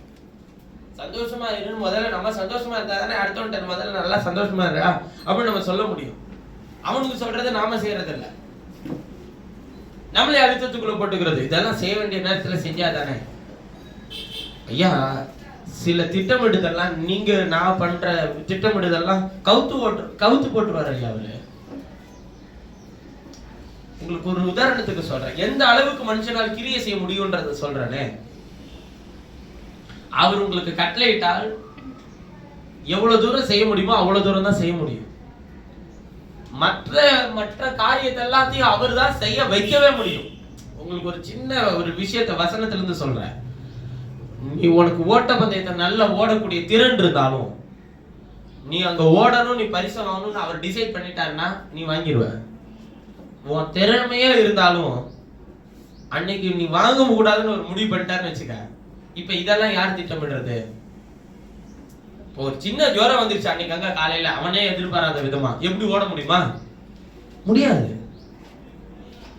கர்த்தர் என்ன திட்டம் பண்ணாரோ அதுதான் நடக்கும். அப்ப நம்மளுடைய வேலை என்னன்னா, டெய்லி எந்திரிச்சோன்னே இந்த பாருங்க ஆண்டவரே நான் ரெடியா இருக்கிறேன், இன்னைக்கு வேலத்தை தந்திருக்கிறீங்க, நான் போறேன், இந்த வேலை என்னுடையது, இந்த படிப்பு என்னுடையது, இந்த குடும்பம் என்னுடையது, இது எல்லாமே நீர் கொடுத்தது, இது எல்லாமே எனக்கு நீர் கொடுத்தது, இது எல்லாவற்றையும் செய்யத்தக்கதான பலத்தை ஞானத்தை எனக்கு என்ன பண்ண ஆண்டவரே தாரும். போக்கில வரத்திலும் போகும்போது வரும்போதெல்லாம் எதை பத்தி யோசிச்சுட்டே போறீங்க? இதெல்லாத்தையும் படைச்சு வச்சிருக்கிறாருல்ல, இவ்வளவு பேர் ஓடிட்டே இருக்கிறாங்கல்ல, இவ்வளோ மனிதர்கள் செய்துட்டே இருக்கிறாங்கல்ல, இவ்வளோ வளர்ச்சி அடைஞ்சிட்டே வருதுல்ல, உங்களையும் என்னையும் கத்தர் என்னவா வச்சிருக்கிறாரு நீங்க யோசிச்சிருக்கீங்களா? இவ்வளோ வளர்ச்சி அடையும் போது நான் எவ்வளவு வளர்ச்சி அடைஞ்சிருக்கிறேன். எனக்கு கத்தர் நீர் எனக்கு தந்த ஆசீர்வாதத்துக்காக நன்றி, எனக்கு நீ தந்திருக்கிற ரட்சிப்புக்காக நன்றி. இவ்வளோ பேர் இவ்வளோ விஷயங்களை செய்துட்டு இருக்கும் போது என்ன தேட வச்சிருக்கிறேன் நன்றியா. உங்களுக்குள்ளே கத்தர் என்ன செய்திருக்கிறாரோ அதை நினைச்சு முதல்ல நன்றி செலுத்துங்க. உங்களுக்கு வெளியில இருக்கிற காரியங்கள் தன்னால கைகூடும். நீ அதை தேடி இவெல்லாம் கட்டிட்டான், நான் இன்னும் ஒண்ணுமே வாங்கல, அதை தேடாத, அது உன்னை தேடி வரும். கத்தர் உனக்கான ஒரு நாளை வச்சிருப்பார். அப்ப என்கிட்ட ஒண்ணுமே இல்லைன்னா என்ன பண்றது? உன்கிட்ட இருக்கும்போது எல்லாத்தையும் செய்ய வைப்பாருன்னு இல்ல, ஒண்ணுமே இல்லாத போது எல்லாத்தையும் செய்ய வைப்பாரு. நாங்க இந்த வீட்டை கட்டும் போதெல்லாம் ஒண்ணுமே இல்லைங்க, இல்லாத போதுதான் கத்தருக்கு தந்தார், அதை ஆசீர்வதித்தார். வச்சுக்கிட்டு எல்லாத்தையுமே நாங்க செஞ்சதே கிடையாது. எல்லாம் வரட்டும் பார்த்துக்கலாம் அப்படின்னு சொன்னதும் இல்லை. எவ்வளவு முடியுமோ நம்மளுடைய சக்திக்கு எவ்வளவு அளவு இருக்கோ அந்த அளவு வரையிலும் செஞ்சு முடிச்சுட்டு அப்புறம் அதை மத்தம் பார்த்துக்கலாம். எனக்கு ரொம்ப நாளா சர்ச்சில் இந்த வயரிங் வேலை பண்ணது பூரா வந்து நான் தான். அது ஒரு டுபாக்கூர் வயரிங் தான் நான் பண்ணி வச்சிருந்தேன். ஆனா அதுலயும் ஃபேன் ஓடிச்சு, லைட்ல இருந்துச்சு, அது பெரிய விஷயம்னு வச்சுக்கோங்களேன். நம்ம தேவை லைட் போட்டா ஃபேன் லைட் ஒன்னா போதுன்றவன் ரொம்ப நாள் யோசிச்சுட்டே இருந்தேன், இதை மாற்றணுமே ஏதாச்சும் ஒண்ணு பண்ணி. எனக்கு கீழே வீடு ரெடி பண்ணும் போதெல்லாம் ரொம்ப கவலையா இருந்துச்சு. உங்களுடைய ஜனங்க வந்து உட்காந்துட்டு இருக்கிற இடத்த இங்கெல்லாம் பூசாம இருந்த போதெல்லாம் ரொம்ப சங்கடப்பட்டுட்டே இருந்தேன். அப்ப எடுத்த முடிவு தான், வீடு ரெடி ஆகுற மாதிரி இந்த இதையும் ரெடி பண்ணிடணும் அப்படின்னு சொல்லிதான் இதுலயும் முயற்சி பண்ணி செஞ்சேன். அதுல ஒண்ணு உறுத்திட்டே இருந்தது என்னன்னா, கொஞ்சம் ஃபேனுக்கு கீழே லைட் வச்சதுனால நிழல் படுதுன்னா சொல்லிட்டே இருப்பாங்க. செய்யலாம் பார்த்துட்டே இருந்தேன். அதுக்கு ஒரு காரியத்தை கத்த கைப்பிடி வர பண்ணி செய்ய வச்சேன். இதுவும் நாங்களே பண்ண வயரிங் தான், ஆனா இப்ப கொஞ்சம் மெச்சூரிட்டியா இருக்கும். அதுக்கு ஒருத்தர் கூப்பிட்டு வந்து கொஞ்சம் கனெக்ஷன் கொடுக்க மட்டும்தான், வயரிங் பண்றதுக்கெல்லாம் எங்களுக்கு தெரியும், நீங்க கனெக்ஷன் மட்டும் கொடுக்க வாங்குங்க அப்படின்னு சொல்லி வர வச்சு அவரையும் முடிக்க வச்சு நாங்களும் முடிச்சு எப்படி நேற்று இதை செய்து முடிக்க கத்தரை அனுக்கிறாங்க பாருங்க. அதான் நமக்கு என்ன முடியுமோ அவ்வளவு தூரம் செஞ்சுப்போம். என்ன நம்மளால செய்ய முடியும் சந்தோஷமா இருப்போம். அதுல அவங்க நல்லா ஏசியெல்லாம் போட்டாங்க, நம்ம என்ன இப்படியே உட்கார்ந்து இருக்கிறோம். இப்படியே உட்கார்ந்தாலும் கத்த நமக்கு தேவையான விஷயத்தை தராரா? அது போதும். நம்மளுடைய நோக்கம் என்ன? அது நிறைவேறுதா? அப்போஸ்தலனாகிய பவுல் சொல்லும்போது சொல்லுகிறார், நான் செலவில்லாமல் தேவனுடைய ராஜ்யத்தை ஸ்தாபிப்பதே எனக்கு விருப்பம்ன்றார். செலவு பண்ணவே விருப்பப்படலன்றார். போட்டு மல்லு கட்டி எல்லாத்தையும் செய்ய இங்க கூடி ஆராதிக்க கூடாதுன்னு சொல்றானா? எல்லார் வீட்டுக்கு வரேன், ஒரே நாள்ல எல்லார் வீட்டுக்கு வரேன், தொடர்ந்து டெய்லியும் எல்லாரும் நீங்க ஒரு வீட்டுக்கு வாங்க, இல்ல நம்ம எல்லாரும் சேர்ந்து ஒரு வீட்டுக்கு வருவோம், பிரச்சனை முடிஞ்சு போச்சு. அங்க வரக்கூடாது யாரும் சொல்லுவானா? இல்ல இங்க வரக்கூடாது யாரும் சொல்ல முடியுமா? அப்படி யாரும் சொல்ல முடியாது. பாருங்க, நம்மளுடைய வேலையை தொடர்ந்து செய்துட்டு கர்த்தருடைய வருகை வரையும் இன்னும் அநேகரை கொண்டு வந்து சேர்க்கணும். பாருங்க, அதுக்கு விளக்க கையில ஸ்திரீ என்ன பண்ணணுங்க? கொளுத்திக்கணும், கையில பெருக்கத்தை வச்சுக்கணும். இன்னும் இந்த ஊரில் காணாமல் போய் இருக்கிற எத்தனை ஆடுகள், எத்தனை ஜீவன்கள், எத்தனை வல்லமையான கர்த்தரால் பயன்படுத்தக்கூடிய பாத்திரங்கள் எல்லாம் அடிமைத்தனத்தில் இருக்கிறதோ அதெல்லாம் விற்கிற ஒரு உபாத்தியா என்னை பயன்படுத்த ஆண்டவரேன்னு சொல்லி ஜெபம் பண்ணுங்க. நிச்சயமாய் சபை சத்தியத்துக்கு தூணுவாதாரமாய் நின்றால் இன்னும் அநேகரை காணாமற் போன இன்னும் ஆடுகளை கர்த்தர் தேடி தம்முடைய சபையில சேர்க்க வல்லவராய் இருக்கிறார். அதுதானே சந்தோஷம். நாம் ஒரு வெளிச்சத்தை பெற்றுக் கொண்டிருக்கிறோம், நாம் ஒரு ஜீவனை பெற்றுக் கொண்டிருக்கிறோம். அயலாகத்தாரையும் சிநேகிதிகளையும் கூப்பிட்டு சந்தோஷமா இருப்போம்னு சொல்லுவோம். நாம் யாருக்கும் விரோதமானவர்கள் அல்ல, எல்லாரையும் நாம் நேசிப்போம், எல்லாரிடத்திலும் அன்பு செலுத்துவோம், கிறிஸ்துவுக்குள்ளாக எல்லாரையும் கனப்படுத்துவோம். கர்த்தர் உங்களை ஆசீர்வதித்து உயர்த்தவர் உள்ளவராய் இருக்கிறார். அவரை ஸ்திரீ என்ன செய்தால் விளக்கை கொளுத்திருக்கணும், வெறுக்கத்தை வச்சுக்கணும். சபையினுடைய வேலையை அதுதாங்க. காணாமற் போன ஒவ்வொரு பாவையும் கண்டுபிடித்து தேவனுடைய சரீரமாகிய சபையில ஸ்திரீ என்றால் சபை, அதுதான் சொன்னேன், சபையினுடைய வேலை. அதுல 10 இருக்கு, 1 போச்சு, பரவாயில்ல, அப்படி இல்ல, அந்த 1 தேடி உள்ள கொண்டு வந்து சேர்க்கிறது நம்முடைய வேலையா இருக்கும். ஊழியத்திலே ஒவ்வொருவருடைய பங்கும் இருக்கிறது. இப்ப நான் கூட்டத்தை நடத்துறேன், இங்க பிரசங்கம் பண்றேன்னா எனக்கு பின்னாடி இருக்கிற ஜெபம் பண்ற, முயற்சி செய்யற, வேலை செய்யற ஒவ்வொருத்தவங்களுடைய பங்கு இருக்குல்ல. இதே பலத்துல நான் எல்லா நாளும் ஓட முடியாது. ஊர்கள் தோறும் எல்லா ஊருக்கு 5 ஊருக்கு போயிட்டு வரேன்னா அதெல்லாம் முடியாது. இவ்வளவு இதே பலத்தோட நான் எல்லா வருஷமும் என்னோட இறுதி வரை ஓடுவேன்றதெல்லாம் எனக்கு தெரியாது. ஆனால் கர்த்தருடைய தீர்மானத்தின்படி நான் சொல்லுகிறேன், எந்த ஊழியங்களும் நிற்காமல் கர்த்தர் ஆங்காங்கே நல்ல நல்ல மூப்பர்களை எழுப்பி கர்த்தர் அந்த ஊழியத்தை பொறுப்படுத்த நடத்த வைப்பார். நான் விசுவாசிக்கிறேன். தேவன் தம்முடைய சித்தத்தை நிறைவேற்றி முடிப்பாருங்க. அதுதான் நான் கண்ட தரிசனத்தில் நான் பார்த்த ஒரே ஒரு விஷயம். இவ்வளவு தூரம் வந்துட்டான்டே, முன்னாடி இன்னும் பார்த்தா இன்னும் எவ்வளவு தூரம் தான் போக வேண்டியது இருக்கிறது, எங்கேயுமே செழிப்பு இல்ல. நீ பின்னாடி திரும்பி பாரியா, எந்த வனாந்தரத்தின் வழியா வந்தியோ நீ வந்த வழியெல்லாம் செழிப்பாயிட்டே வருது, இன்னும் போ, இது மாதிரி ஆக்குறதுக்கு போயிட்டே. அப்ப வேதம் நமக்கு சொல்லுகிறது, தண்ணீர் போகிற எல்லா இடத்திலும் செழிப்புதான். அப்ப ஜீவ தண்ணீர் போனுச்சுன்னா அங்க ஜீவன்கள் வாழும். ஜனங்களை கர்த்தர் போஷிக்க வைக்க வல்லவராய் இருக்கிறார், காப்பாற்ற வல்லவராய் இருக்கிறார், சந்தோஷிக்க வல்லவராய் இருக்கிறார், சமாதானத்தை கொடுக்க வல்லவராய் இருக்கிறார், ஆரோக்கியத்தை சுகத்தை அவர்கள் பெற்றுக்கொள்ள வைக்க வல்லவராய் இருக்கிறார். நம்முடைய ஜெபம் இனிமே எப்படி இருக்கணும்னா, கர்த்தாவே நான் பெற்றுக்கொண்ட அந்த மகத்துவமான வெளிச்சங்களை இன்னும் அநேகர் பெற உதவி செய்யாண்டவரேன்னு சொல்லி ஜெபம் பண்ணணும். இங்க நம்ம தேவையே என்ன சந்திக்கப்படலையே அப்படின்னு நம்ம நினைச்சுக்கிட்டு இருக்கிறோம். ஐயா, தேவையை காட்டிலும் மேலானதை நீங்கள் பெற்றுக்கொண்டிருக்கிறீர்கள் ஐயா, அதை நீங்கள் அறியாமல் இருக்கிறீர்கள். இந்த உலகத்தின் மனுஷர்களிடத்தில் இருக்கிற எல்லா ஆசீர்வாதத்தை காட்டிலும் மேலான ஆசீர்வாதத்தை நீங்களும் நானும் பெற்றிருக்கிறோம். அதான் அழியாத ஆசீர்வாதத்தை பெற்றிருக்கிறோம். நமக்கு அழிவுள்ளதின் மேல் இன்னும் கிடைக்கலன்னு நினைச்சிட்டு இருக்கோம். ஐயா, அதை காட்டிலும் மேலானதை கர்த்தர் உனக்கு தந்திருக்கிறார். நீங்க ஒவ்வொரு நபரும் ஒரு பாவியை கர்த்தருடைய ராஜ்யத்துக்குள்ள கொண்டு வர்றதுக்கு நீங்க போடுற ஒரு முயற்சி இருக்குல்ல, பேசுற ஒரு காரியம் இருக்குல்ல, அவங்கள வழி நடத்துற விதம் இருக்குல்ல, அந்த அன்பு இருக்குல்ல, அதுக்கு ஈடுணையா இந்த உலகத்தில் எப்பேற்பட்ட ஐஸ்வர்யவானுக்கு இருக்கிற அந்த ஆசீர்வாதத்தை காட்டிலும் மேலான ஆசீர்வாதத்தை கர்த்தர் உனக்கு தருவார். ஏனென்றால் அவர் சொல்லுகிறார், அது போல மனம் திரும்புகிற ஒரே பாவி நிமித்தம் தேவனுடைய தூதருக்கு முன்பாக என்ன உண்டாயிருக்குமா, சந்தோஷம் உண்டாயிருக்கிறது என்று உங்களுக்கு சொல்லுகிறேன். நிறைய சூழ்நிலையில இந்த வசனத்தை எப்படி சொல்லுவோம்னா, ஞானசன தொட்டியில வந்து ஞானசனம் வாங்கும்போது சொல்லுவாங்க. ஆனால் மனம் திரும்புதல் என்பது ஞானசானத்திலே மாத்திரமல்ல, அது ஞானசானத்தினுடைய ஒரு பகுதி தான் மனம் திரும்புதல். ஆனால் ஒவ்வொரு விஷயத்திலும் மனம் திரும்ப தூதர்களுக்கு முன்பாக என்ன உண்டாயிட்டே இருக்குங்க, சந்தோஷம் உண்டாகும். மனம் திரும்புதல் என்பது ஒரு நேரத்தில் நடக்குமா, தொடர்ந்து நடந்துட்டே இருக்கா? அது தொடர்ந்து நடந்துட்டே இருக்கும். அது நம்மை மாற செய்து கொண்டே இருக்கிறது, அது நம்மை மாற்றிக்கொண்டே இருக்கிறது. நம்முடைய சிந்தனைகளை நம்மை அறியாமலே நம்முடைய சிந்தனைகளை மாற்றுவார், நம்மை அறியாமலே நம்முடைய குணாதிசயத்தை மாற்றுவார், நம்மை அறியாமலே நம்முடைய கிரியைகளை மாற்றுவார். அதாவது சிலர் சொல்லும்போது சொன்னாங்க, இந்த மாதிரி இந்த குணாதிசயத்தெல்லாம் மாற்றவே முடியாது பிரதர் அப்படிலாம் சொன்னாங்கன்னு வச்சுக்கோங்களேன், அங்க நல்ல விஷயங்கள் அவங்க கேட்கவே இல்லைன்னு அர்த்தம். நான் சொல்லுகிறேன், நீ சரியான வசனத்தினுடைய வெளிச்சத்தை நீ கேட்க ஆரம்பித்தால் உன்னை அறியாமலே உன் குணாதிசயத்தை தேவன் மாற்றி விடுவார். இதில் யாரும் மாற்ற முடியாது. ஆனா இந்த வார்த்தைக்கு அவ்வளவு வல்லமை உண்டு. யாக்கோபு சொல்லுது, தெளிவா எழுதி இருக்கிறது. 1வது அதிகாரம் 20, 21 வாசிக்கும் போது அவர் சொல்லுகிறார், உங்கள் உள்ளத்தில் நாட்டப்பட்டதாயும் உங்கள் ஆத்துமாக்களை ரட்சிக்க வல்லமையுள்ளதாயும் இருக்கிற வசனத்தை சாந்தத்தோடு ஏற்றுக்கொள்ளுங்கள் சொல்ற அதே இடத்துல உங்கள் இருதயத்துல இருக்கிறதான எல்லாவித அழுக்கையும் கொடிய துர்க்குணத்தையும் ஒழித்து விட்டு. அப்ப அதை ஒழிச்சு போடக்கூடிய ஒரே வல்லமை எதுக்கு தாங்க இருக்க? கர்த்தருடைய வசனத்துக்கு இருக்கு. இப்ப தேவனுடைய வசனம் என்ன செய்யும்?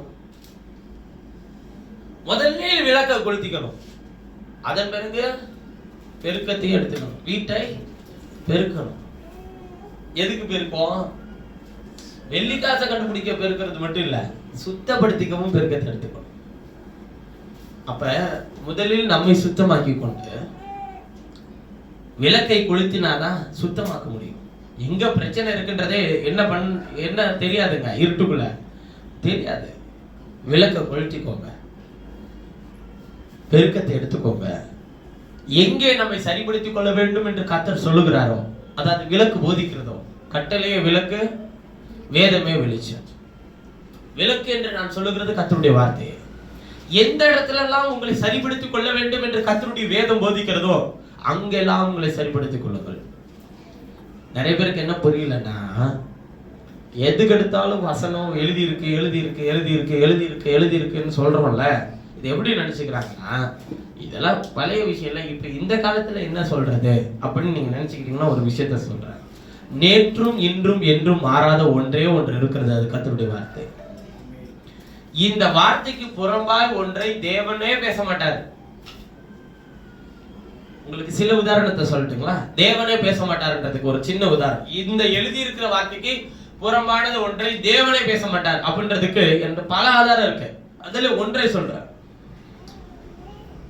இயேசு இந்த பூமியில வந்தப்ப நான் சொன்னேன் என்பதாய் அப்படிங்கிற வார்த்தையை அவர் பலமுறை பயன்படுத்தி இருக்கிறார். அதுல ஒரே ஒரு விஷயத்தை மட்டும் சொல்றேன். ஒரு நாள் யூதர்கள் இயேசுவை பார்த்து கேட்டார்கள், எங்கள் முற்பிதாவாகிய ஆபிரகாமை காட்டிலும் நீ பெரியவரோ? உனக்கு இன்னும் எத்தனை வயசாகலன்னு சொல்லி சொன்னாங்க. 50 வயதாகலன்னு சொல்லி சொன்னாங்க. அதற்கு அவர் சொன்ன பதில், அவர் என்ன சொல்லி இருக்கணும்? சரி, இப்ப ஒரு உதாரணத்துக்கு சொல்றேன். இப்ப இயேசு இப்ப இதுக்கு பதில் எப்படி சொல்லி இருக்கணும்னா, இப்ப அவன் கேட்ட கேள்வி என்ன, இன்னும் உனக்கு 50 வயசாகல. அவன் கேட்ட கேள்வியே தப்பு. சரி, இப்ப உனக்கு 50 வயசானா மட்டும் ஆபிரகாமை காட்டிலும் பெரியவர் ஆயிட முடியுமா? ஆக முடியாது. ஆனா அவன் கேட்ட கேள்வி என்ன, இன்னும் எங்கள் முற்பிதாவாகிய ஆபிரகாமை காட்டிலும் நீ பெரியவரோ? இப்ப இவரா இருந்தாக்க என்ன பதில், இவர் என்ன பதில் சொல்லி இருக்கணும்னா, ஆபிரகாமுக்கு என்ன தெரியும்பா, ஆபிரகாம் என்ன நடத்தினதே நாதான்பா அப்படி சொல்லி இருக்கலாம். இவர் தேவனா இருந்ததுனால அவர் சொல்றாரு, ஆபிரகாம் உண்டாகிறதுக்கு முன்னமே நான் இருக்கிறேன். இப்ப இப்படி சொன்னா அவன் என்ன பேச முடியும் சொல்லுங்க பார்க்கலாம். பலமுறை அவரை சொல்லிட்டு வர, ஆபிரகாம் இவர் குமாரத்துவத்துல தானே வந்தாரு. ஆபிரகாம நான் பார்த்திருக்கிறேன்பா, எனக்கு தெரியும், ஆபிரகாம நடத்தினது நாதான்பா அப்படின்னு சொல்லல. அவர் சொல்லும் போது அவருடைய அத்தாரிட்டி லெவல பாருங்க. ஆபிரகாம் உண்டாகிறதுக்கு முன்னதாகவே நான் இருக்கிறேன். இப்ப அவன் கேட்டது 50 வயசு ஆகலையா, இவரு சொன்னது இப்ப என் வயசை நீ கால்குலேஷன் பண்ணிக்கடா, நீ முடிஞ்சா போட்டுக்க. நீ இப்ப ஆபிரகாமுக்கு முன்னதாகவே இருக்கிறேன்னு சொன்னா இவர் எப்ப இருந்தாருன்னு தெரியாது. முதல்ல துவக்கம் தெரிஞ்சாதானே கால்குலேஷன் போட முடியும். ஆபிரகாமுக்கு ஒரு வயசை நீ டிசைட் பண்ற, எனக்கு ஒரு வயசை டிசைட் பண்ற. நான் ஆபிரகாம் உண்டாகிறதுக்கு முன்னதாகவே இருக்கிறேன், நான் இப்ப நீ வயசை டிசைட் பண்ண முடியுமா? அவரு ஏசாயால சொல்ற, நாள் உண்டாகாததற்கு முன்னமே நான் இருக்கிறேன். நாள்னா முதல் நாள் உண்டாண்டுச்சு இல்ல, அதுக்கு முன்னாடியே நான் இருக்கிறேன்னா நீ என்ன எந்த நாள்ல வைப்ப? அவர் எத்தனை முறை அதை செய்து காட்டி இருக்கிறார் தெரியுங்களா? அவர் மாம்சத்துல வந்த பெயர். நான் பழைய ஏற்பாட்டுல தேவனா இருக்கும்போது அவர் செய்ததை மட்டும் நான் சொன்னேனாக்க அது தேவன் பிரதேர். அப்ப மாம்சீகத்தில் அவர் வந்த பெயரோ அவர் தேவன் தான். அவர் மனுஷீகத்தில் தேவனாய் வாசம் பண்ணினார். ஆனா தேவன் எந்த இடத்துல தன்னை உயர்த்திக்கவே இல்லை. ஆனால் மனிதன் தன்னை எல்லா இடத்திலும் தேவனுக்கு நிகராய் ஒப்பிட வேண்டும் என்று நினைக்கிறார். அவர் எங்கேயாச்சும் நான் செய்வேன்னு சொல்லி இருக்கிறாரா? வாருங்கள் போவோம். யாரு? லாசரு உயிர்ப்பிக்க வாருங்கள் போவோம். வாயா, நான் போய் உன்னை உயிர்ப்பிச்சு காட்டுறேன் அப்படி சொன்னார் அவரு. ஆனா அவருக்கு தெரியல செய்ய போறேன்ற தெரியுமா? இல்ல, சொல்லவே இல்லையா? அவர் செய்து காட்டிடுவாருங்க. சொல்றதுக்கு முன்னாடி வாருங்கள் போவோம். 4 நாள் ஆச்சு. அவன் கிளம்பதே சொல்ற 4 நாள் ஆச்சு. அதுல ஒருத்தவன் சொல்றான், அவன் வியாதியா இருந்தான்னு அழைப்பித்தார்கள், நான் போகல. அவன் துக்கத்துக்கு அவன் மறித்து விட்டான்னு சொன்னாங்க, போகல. இப்ப நம்ம 4 நாள் கழிச்சு போறோமே ஆண்டவரே. அதுக்கு அவர் சொல்றாரு, பகலுக்கு 12 மணி நேரம், ராத்திரிக்கு 12 மணி நேரம், அவ்வளவுதான், அவன் கோவம் தனிஞ்சு போயிருக்கு, வா போலான்றாரு. அவன் என்னத்துக்கு அவன் கேட்டது என்னன்னா, கோமா இருப்பானேன்னு இவர்கிட்ட சொன்னாக்கா அதுக்கு ஏதாச்சும் பதில் சொல்லிடுவாருன்ட்டு ஆண்டவர்கிட்ட நினைக்க கூட முடியலங்க. அவங்களால நினைக்கிறதுக்கும் ஒரு பதில சொல்லி வச்சிருவாரு இவர். பகலுக்கு 12 மணி நேரம், ராத்திரிக்கு 12 மணி நேரம், இப்ப நம்ம போற வான்னு கூட்டிட்டு போறாரு. போனோடனே இயேசு ஆவியில கலங்கி கண்ணீர் விட்டார். எதுக்கு? துக்கத்துக்கு வந்துருக்கிறோம்னா. இவ வேதனையில என் பாதத்தை கட்டிட்டு இருக்கிறாரு. லாசரு செத்து போயிட்டானே, ஆவியில கலங்கி கண்ணீர் விட்டாரா? அப்படின்னா அவருக்கு போயிருக்கணும்ல, போலைய. ஆவியில் கலங்கி கண்ணீர் விட்டார். நான் செய்ய போகிறது இன்னது என்பதை இவர்கள் அறியாமல் இருக்கிறார்களே, நான் எப்படிப்பட்டவர் என்பதை அவர்கள் அறியாமல் இருக்கிறார்களே. கல்லறையின் இடத்திற்கு போனார். அவர் அங்கே போன பொழுது லாசருவே வெளியே வாண்டாரு. கல்லை புரட்டி போடியா. கல்லை புரட்டிட்டு சொன்ன 4 நாள் ஆயிடுச்சு, நாரி போக கல்லை புரட்டுறவன் சொல்றான். லாசரு வெளியே வந்தான். அவனுடைய கட்டுகள் எல்லாம் அவிழ்த்து விடுங்கள். இப்ப பேசினவன், நிந்திச்சவன், 4 நாள் ஆகுமே கோவப்படுறவன் எல்லாத்துக்கும் ஒரு பதில் சொல்றார. நம்முடைய தேவன் நீங்கள் எத்தனை குழப்பங்களை உங்களுடைய இருதயத்தில் வைத்திருந்தாலும் தெளிவை வேத வார்த்தையிலிருந்து தருகிற தேவன். இப்ப இந்த லாசரோட விஷயத்திலையும் வேத வார்த்தையை அவர் மீறி நடக்கவே இல்லைன்றதுக்கு ஒரு உதாரணத்தை சொல்றேன். அவ கேட்டா லாசரு உயிரோடு வருவானான்னு ஆண்டவர் அவர்கிட்ட கேட்டா, அவ சொன்னா நிச்சயமாய் வருவான் ஆண்டவரே, உடைய உயிர்த்தெழுதலே பங்கடைவான். அப்ப அவ எங்க விசுவாசிக்கிறா? உயிர்த்தெழுதல் உண்டு. அப்ப ஏற்கனவே உயிர்த்தெழுதலை குறித்து அவங்க இடத்துல என்ன பண்ணி இருக்கிறார்? பேசி இருக்கிறார். உயிர்த்தெழுதல் உண்டு என்பதை விசுவாசிக்கிறார். அதுக்கு அவர் சொல்றாரு, இப்பொழுது நீ விசுவாசித்தால் தேவனுடைய மகிமையே காண்பாய். விசுவாசித்தால் மகிமை கண்டார். ஏனென்றால் இவர்தான் ஜீவாதிபதி என்பதை உலகத்திற்கு காண்பிக்கிறதுக்காக அவர் வந்தார். என்னால எந்த இடத்துலயும் கிரியை செய்ய முடியும்பா. அதுக்காக அந்த ஊர்ல இருக்கிற செத்து பண்ண எல்லாரையும் ஒரு உயிரோட வச்சுட்டு இருந்தாருன்னு பைபிள் எழுதியிருக்கா? இல்லையே, இல்லையா. ஒரு முறை பிறப்பதும் பின்பு மனுஷன் மரிப்பதும் பின்பு நியாயத்திற்படுவதும் மனுஷனுக்கு என்ன பண்ணப்பட்டிருக்குங்க? நியமிக்கப்பட்டிருக்கிறது. அந்த நியமனத்தை அவரே மாத்தல.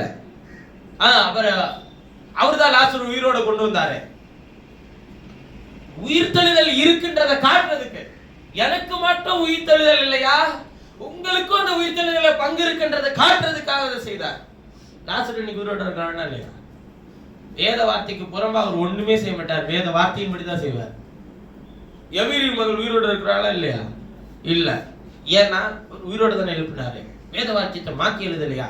தலையெழுத்த மாத்தி எழுத மாட்டார். அவர் அதை செய்யவே மாட்டாருங்க. அவரே அவருடைய வார்த்தையை மாத்திக்க மாட்டார். ஏனென்றால் அவர் சொல்லி இருக்கிறார், போய் சொல்ல தேவன் ஒரு மனுஷன் அல்ல, மனமாற மனுபுத்திரனும் அல்ல. அவர் சொல்லி செய்யாதிருப்பாரா? வசனித்தும் நிறைவேற்றாதிருப்பார். அவர் சொன்னார், செஞ்சு முடிச்சிடுவார். ஆமென். சிலர் இந்த புத்தகத்தை இந்த வேதத்தை எப்படி பார்க்கறதுன்னா, இது அன்னைக்கு சொன்னது, இது இன்னைக்கு சொன்னது.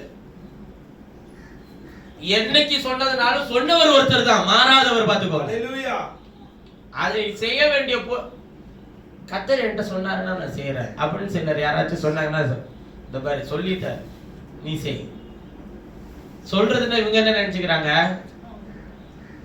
நேரடியா கர்த்தர் முகமுகமாய் தரிசனமாய், மகளே இதை விட்டு விடு, மகனே இதை செய்யாத அப்படின்னு சொன்னாதான் என்ன பண்றதுங்க? கர்த்தர் என்னோட பேசுறது.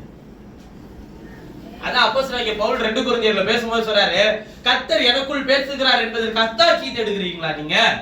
அவர் அவர் அவர் என்னை உங்களிடத்துக்கு அனுப்பினார் என்பதனாலே அது உறுதிப்படுத்தப்பட்டிருக்கின்றார். அதாவது நீ வந்திருக்கிற, நான் வந்திருக்கிறனால அது அவர் செய்ததுயா, இன்னும் வேற உனக்கு நேரடியா வந்து இறங்கி வேற உனக்கு செய்யணுமான்றதுதான் அவர் சொல்வார். அத்தாட்சி தேடுறியா எனக்குள்ள கர்த்தர் பேசுறாரா இல்லையான்னு சொல்லி. நீங்க ஆண்டவர்கிட்ட மட்டும் இந்த சிம்பதியா இல்ல சூழல் அவருக்கு தெரியும், எல்லாம் தெரியும், அதனால இந்த மாதிரிலாம் அவர்கிட்ட சொல்லவே முடியாது. நான் சொல்லிட்டேன் நீ செய்யற வேண்டியதான் உன் வேலை. அது காலங்களுக்கு ஏற்ப கர்த்தர் சிலருடைய கண்களுக்கு வெளிச்சத்தை தருவார். சிலர் அறிந்தும் அறியாதவர்களை போல கடந்து சென்றால் அந்த வார்த்தைக்கு என்னை தள்ளி யோவான் எழுதின சுவிசேஷம் 12வது அதிகாரம். நீங்க எதுக்குனாலும் தப்பிச்சிடலாம், இதுக்கு தப்பிக்க முடியாது. யோவான் 12:48வது வசனத்தை வாசி. என்னை தள்ளி இல்ல 47. ஒருவன் என் வார்த்தைகளை கேட்டும் விசுவாசியாமல் போனால், வார்த்தைகளா கேட்டுட்டும் அதை விசுவாசியாமல் போனால் அவனை நான் நியாயம் தீர்ப்பதில்லை. அவனை நாளா நியாயம் தீர்க்க மாட்டேன். நான் உலகத்தை நியாயம் தீர்க்க வராமல், நான் உலகத்தை நியாயம் தீர்க்க வராமல் உலகத்தை ரட்சிக்க வந்தேன். உலகத்தையே நான் ரட்சிக்க தான் வந்தேன். என்னை தள்ளி என் வார்த்தைகளை ஏற்றுக்கொள்ளாதவனை யாராச்சும் ஆண்டவரை தள்ளுவாங்களா? அவரை தள்ளி விடுவாங்களா யாராச்சும்? இல்லையே. ஆனால் அவர் சொல்றார் என்னை தள்ளி என் வார்த்தைகளை ஏற்றுக்கொள்ளாத. அப்ப எதை ஏற்றுக்கொள்ளாதது என்னை தள்ளதுக்கு சமானம். என் வார்த்தையை ஏத்துக்கலன்னா என்னை தள்ளதுக்கு சமானம். என் வார்த்தையை ஏற்றுக்கொள்ளாதவனை நியாயம் தீர்க்கிறது ஒன்று இருக்கிறது. நான் சொன்ன வசனமே அவனை கடைசி நாளில் நியாயம் தீர்க்கும். இப்ப நீங்க எதுக்கு பயப்படணும்? இப்ப ஏன் வார்த்தைன்னு சொல்றேன்னு உங்களுக்கு புரியுதா? ஏன் நான் கடைசியா உங்களை நியாயம் தீர்க்க போறது இது மட்டும்தான். இதுக்கு முன்னாடி போய் நிக்கிறதுக்கு முதல்ல என்ன வேணுங்க? ஒரு திராணி வேணுங்க. இதுக்கு எளிதா இன்னைக்கு கையில அச்சடிச்சு கொடுக்கப்பட்டிருக்கிற ஒரு வேதத்தை கையில பெற்றிருந்தால் நமக்கு என்ன தோணுதுங்க? வேதம் என் கையில இருக்கு, எங்க வீட்டுல இருக்கு. நீ வச்சிருக்கிறது வேதம் இல்லையா? எழுத்தின் வடிவில் இருக்கிற தேவன், எழுத்தின் வடிவில் இருக்கிற தேவனை நீ வைத்துக் கொண்டிருக்கிறாய். அதான் பிரதர் நான் பக்கத்திலே வச்சுக்கிறேன். ஏன்னா எதுவும் என்ன பக்கத்துல வராதபடிக்கு பாதுகாத்துக்கும். இந்த தேவனை உங்கள் அருகில வைத்துக் கொள்கிறீர்களா, உங்களுக்குள்ளே வைத்துக் கொள்கிறீங்களான்றது உங்க கையில தான் இருக்கு. நீங்கள் உள்ள வைத்துக்கொள்ள அது தெளிவு உண்டாகும், அது வெளிச்சத்தை தரும், அது உங்களை நியாயத்தீர்ப்பிலிருந்து விடுதலை தரும், உங்களை பரிசுத்தமாய் உங்களை வழிநடத்தும். சங்கீதக்காரனாகிய தாவீது சங்கீதம் 119 சொல்லும்போது சொல்லுகிறார், நான் உமது கற்பனைகளை அறிந்து கொண்ட போது தாமதியாமல் என்ன பண்ணினேன்? தீவிரித்தேன். தெரியாத வரையிலும் நான் பேசாம நான் செய்துட்டு இருக்கிறது என்னன்னு எனக்கு தெரியலப்பா, ஆனா அறிந்து கொண்ட போதோ தாமதமே பண்ணல, நான் அதை செய்யறதுக்கு முதல்ல என்ன ஒப்பு கொடுக்கிறேன். ஏனென்றால் நான் இதன்படி செய்கிற ஒவ்வொரு காரியங்களையும் கர்த்தர் கனம் பண்ணுகிறார், கர்த்தர் உயர்த்துகிறார், கர்த்தர் ஆசீர்வதிக்கிறார், கர்த்தர் சுதந்திருவார். நீங்க ஒன்னையும் பார்க்க தேவையில்லைங்க, இது எழுதியிருக்கா, இதன்படி செய்யுங்க. இதன்படி செய்யுங்கன்னா அதன்படி அது முதல்ல அது என்ன சொல்லுதுன்றதை கேட்டு செய்யுங்க. வெண்கல கதவை உடனே எங்க இருக்கு? வெண்கல கதவு இரும்பு தாழ்பால் முறினா அது எங்க இருக்கு? இரும்பு தாழ்பால். முதல்ல அதுக்கான அர்த்தத்தை தேடுங்க, தெரிஞ்சுக்கோங்க. இல்ல சொல்லி இருக்குதா? என்ன சொல்லி இருக்கிற?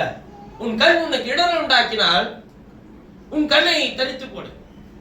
2 கண் உடையவனாய் நரகத்துக்கு போகிறதை காட்டிலும் ஒற்றை கண் உடையவனாய் பரலோகத்துக்கு போகலாம் என்று சொல்ற. உன் கை உனக்கு இடரல் உண்டாக்கினால் அதை தரித்து போடு. 2 கை உடையவனாய் நரகத்துக்கு போகிறதை காட்டிலும் ஒற்றை கை உடையவனாய் பரலோகத்துக்கு போகலாம். உன் கால் உனக்கு இடரல் உண்டாக்கினால் அதை தரித்து போடு. 2 கால் உடையவனாய் நீ நரகத்துக்கு போகிறதை காட்டிலும் ஒற்றை கால் உடையவனாய் நீ நித்திய ஜீவனுக்கு போகலாம். இப்ப இதை யாரெல்லாம் செய்யறீங்க?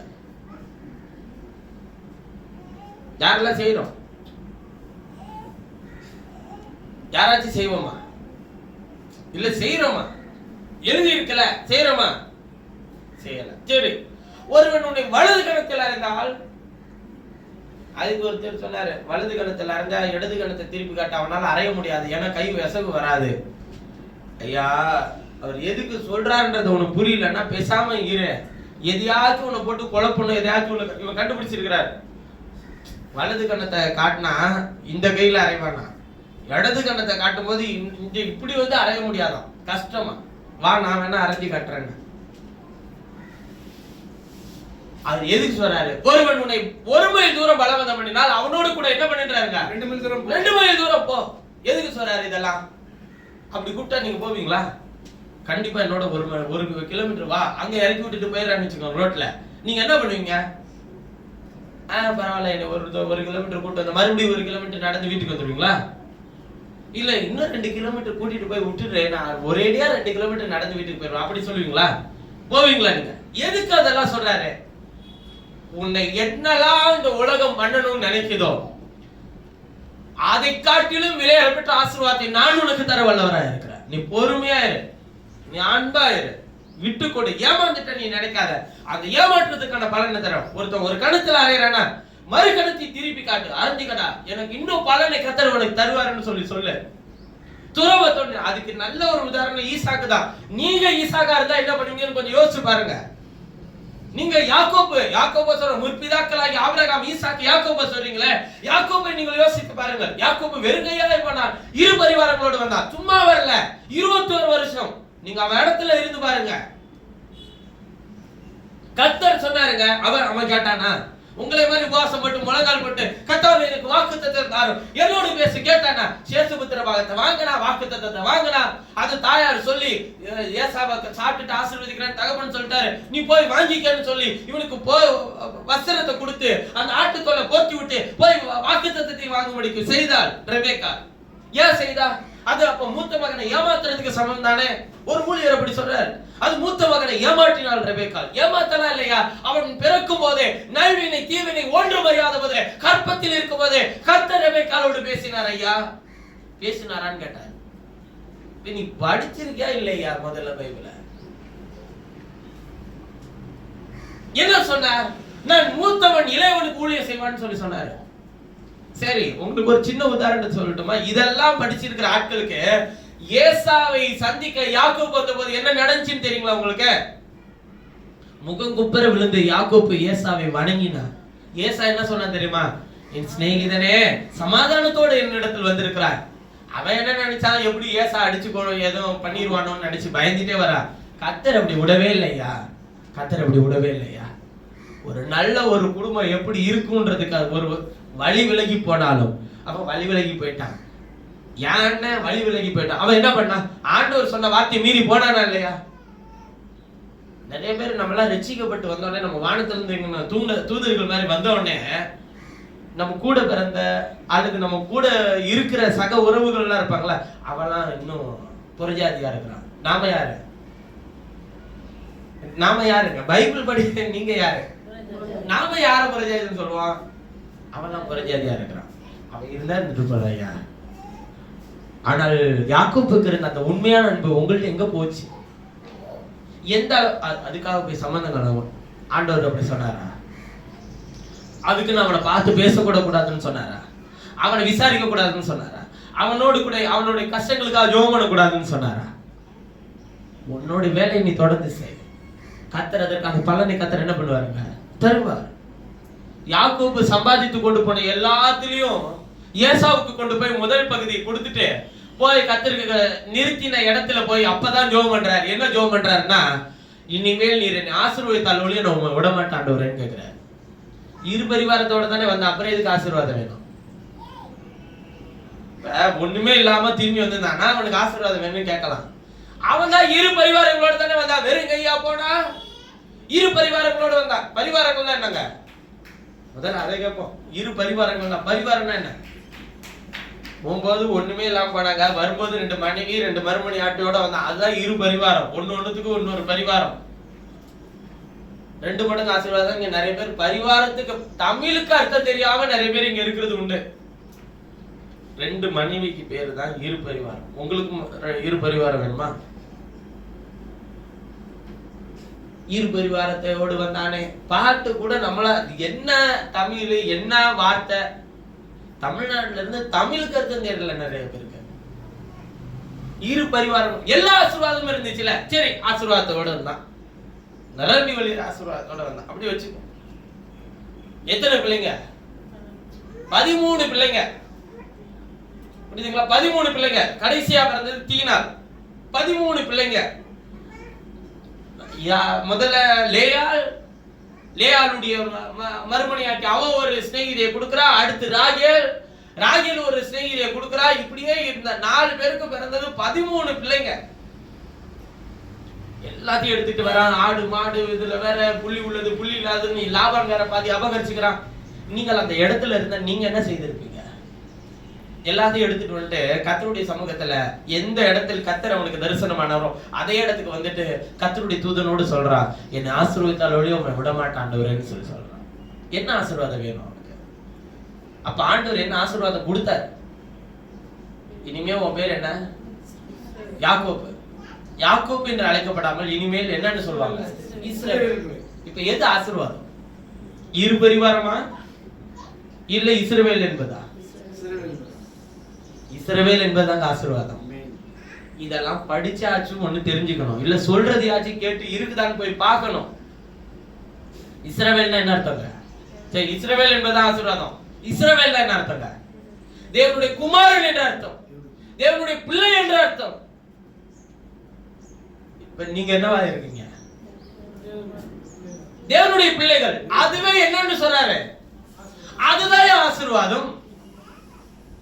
இந்த ஆசீர்வாதத்தை பெற்றுக் கொண்டவர்களுக்கு இதெல்லாம், அதாவது அதையும் அவர் சொல்றார், பொல்லாதவர்களாகிய நீங்களே, பொல்லாத பிள்ளைகளுக்கு, நீ பொல்லாத ரத்தத்தினால் பெற்றெடுத்த ஓ பிள்ளைக்கு பாம்பை கேட்டா சரி, மீனை கேட்டா பாம்பை குடிப்பியா, அப்பத்தை கேட்டா கல்ல குடிப்பியா?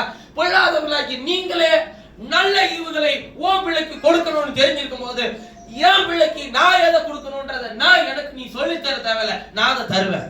ஆதினத்தின் காலத்தில் ஆதினத்தின் காரியத்தை நேர்த்தியா செய்வேன்னு சொன்ன என் பிள்ளை அப்பா செய்வாங்கன்னு பொறுமையா அது பாட்டு போயிட்டே இருக்கும்.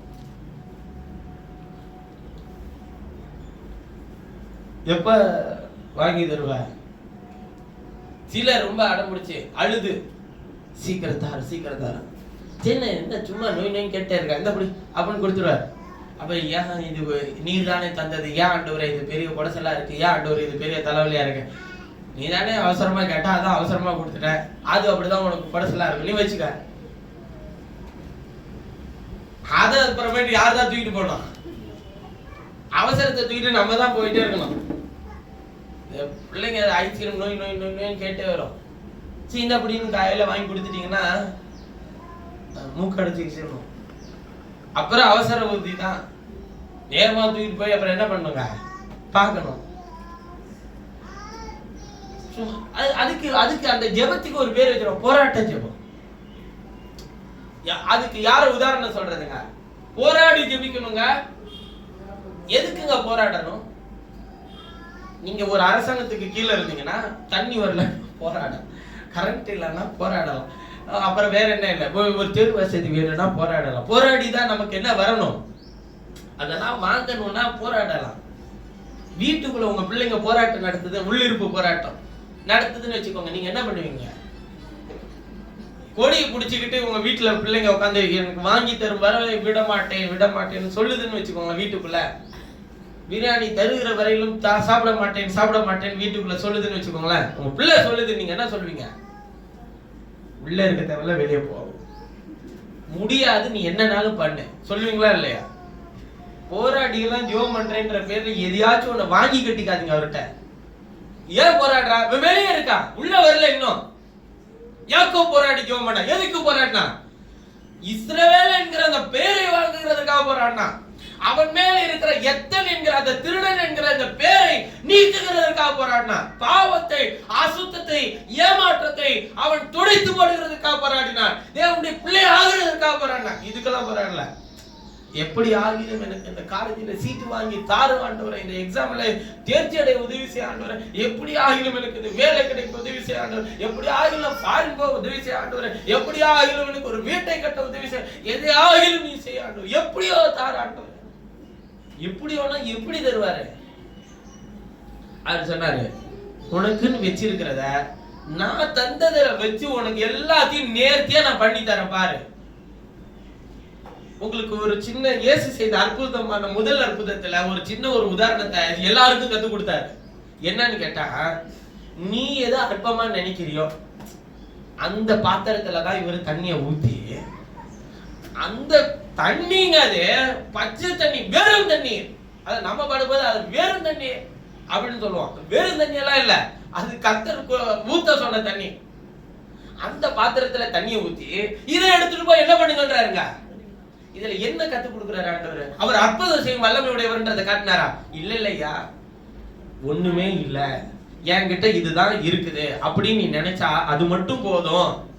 அந்த வெறுமனையான அந்த தண்ணியை வச்சு அதை ருசி உள்ளதா மாத்தக்கூடிய வல்லமை எனக்கு இருக்கு, அது ஓன்ட்ட இல்ல, அது என்கிட்ட இருக்கு. அப்ப இப்ப தண்ணி வேணுமா, பாத்திரம் வேணுமா, ஆண்டவர் வேணுமா? ஆண்டவர் மட்டும் இருந்தா போதும். அதாவது ஒருத்தவன் வார்த்தை எடுத்து உள்ள இருக்கிற முட்டையை எடுத்து பார்க்கணும்னு நினைச்சான். அது எவ்வளவு முட்டாள்தான். அது அந்த வாத்து உயிரோட இருந்துச்சுன்னா அது என்ன போட்டுக்கிட்டே இருக்கும். நீங்க தக்க வச்சுக்க வேண்டிய ஆண்டவரை மட்டும் புடிச்சுக்கோங்க ஐயா, அது முட்டை போட்டுக்கிட்டே இருக்கும். அது எல்லா ஆசீர்வாதத்தையும் தரும், எல்லா நன்மையும் தருவார். அவரு இவரை வச்சுக்கிட்டே தருவீரா? அவர் என்ன சொல்லுவாரு? நான் இருக்கிறேன்னா இல்லையா, நீ உனக்கே என்ன இல்லை, உனக்கு விசுவாசமே இல்லப்பா. அதாவது என்னன்னா நம்ம ஆட்கள் பூரா இன்னைக்கு காலையில கூட சொன்ன அவநம்பிக்கையை முழு இதயத்தோட விசுவாசிக்கிறான். அது சொல்லும்போது சொல்றாரு, அந்த அந்த தரிசனத்துல அவநம்பிக்கையா முழு இதயத்தோட விசுவாசிக்கிறீங்களா? சரியானதை ஏன் விசுவாசிக்க மாட்டேங்கிறீங்க? விசுவாசம் இருக்கு, எது மேல இருக்குன்னா எதெல்லாம் நடக்காது, எதெல்லாம் முடியாது, எதெல்லாம் பலவீனம், எதெல்லாம் வியாதி, எதெல்லாம் போராட்டம் அப்படின்னு நீ நினைக்கிறியோ அது முழுசா நம்புற, அது முழுசா விசுவாசிக்கிற. இதுல இருந்தெல்லாம் மீட்டெடுக்கிற மீட்பரா நீங்க நான் இருக்கிறேன், என்னை பத்தி உனக்கு இருக்கிறதான். ஆனா இதெல்லாம் யார் சுமக்கிறது?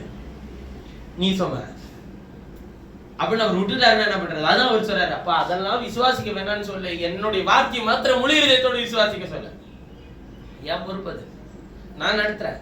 பொறுப்பை தூக்கி என் தலையில வச்சு நீங்க பாட்டு உங்க வேலையை செய்யாம்பா, உன் பொறுப்பை செய்ய, உன் கொடுத்த கடமையை செய்ய. நான் தான் செய்யணுமா? யாரும் பொறுப்பெடுத்துக்க மாட்டேறீங்க அப்படிலாம் இல்ல. பாருங்க, உங்களுக்கு என்ன கர்த்தர் சொன்னாரோ, உங்களுக்கு என்ன செய்முடிக்கு செய்து இருக்கிறாரோ அதெல்லாம் அவங்களோடது, இதெல்லாம் என்னோடது. அப்படி இல்ல, உங்களுக்கு என்ன செய்ய வச்சிருக்கிறாரோ அது முழு மனதோட முழு பலத்தோட செய்யுங்க. அதனாலதான் கர்த்தர் குடும்பமா வச்சிருக்க விரும்புறேன். தேவனுடைய சபையை எப்படி வச்சிருக்கணும்னு நினைக்கிறாங்க, வீடா வச்சிருக்கணும்னு நினைக்கிறேன். வீடு என்னங்க? எதுக்கு வீடு? குடும்பமா இருக்கிறது தான் வீடு. வீட்டை கட்டி உள்ள குடும்பம் இருக்காது பாத்தீங்களா? அதுக்கு தேவையில்லை. அதுக்கு அந்த வீடே அதுக்கு ஒரு குடிசை இருந்துச்சுனாக்கா கூட போதும். வீடே குடும்பத்துக்கு தான் வீடே தவிர வீட்டுக்கு குடும்பம் கிடையாது. நமக்கு தகுந்த மாதிரி ஒரு வீட்டை கட்டிப்போம் அப்படின்னு சொல்லி கேள்விப்பட்டிருங்களா? அப்படின்னா என்ன அர்த்தம்? இருக்கிறதே 2 பேர் 3 பேர் தான், அதுக்கு தகுந்த மாதிரி என்ன பண்ணிப்போம், கட்டிப்போம், போதும். அப்ப தேவன் நமக்கு என்ன கொடுத்திருக்கிறார், தேவனுடைய சபையை எப்படி வைத்திருக்க விரும்புகிறார் என்றால், தேவனுடைய சபை சத்தியத்திற்கு தூணும் ஆதாரமா இருக்கிறது, தேவனுடைய வீடா இருக்கிறது. அந்த வீட்டிலே ஒன்று காணா போனா கூட அதை தேடி எடுத்து கண்டுபிடித்து திரும்ப கொண்டு வந்து சந்தோஷிப்பிக்க வைக்கிறதா கர்த்தருடைய வேலையா இருக்கு. அதனாலதான் அவர் சொன்னார், ஒரு அவை பாடுபட்டால் எல்லா அவைகளும் பாடுபடும், ஒரு அவையை சந்தோஷப்பட்டால். நம்முடைய கூட்டத்துல ஒரு ஊர்ல இருக்கிற ஒரு ஆள் ஒரு நல்ல ஒரு வீட்டை கட்டிட்டாங்க, இல்ல ஒரு இடத்தை வாங்கிட்டாங்க அப்படின்னு சொல்றேன்னு வச்சுக்கோங்க. நீங்க என்ன நினைப்பீங்க?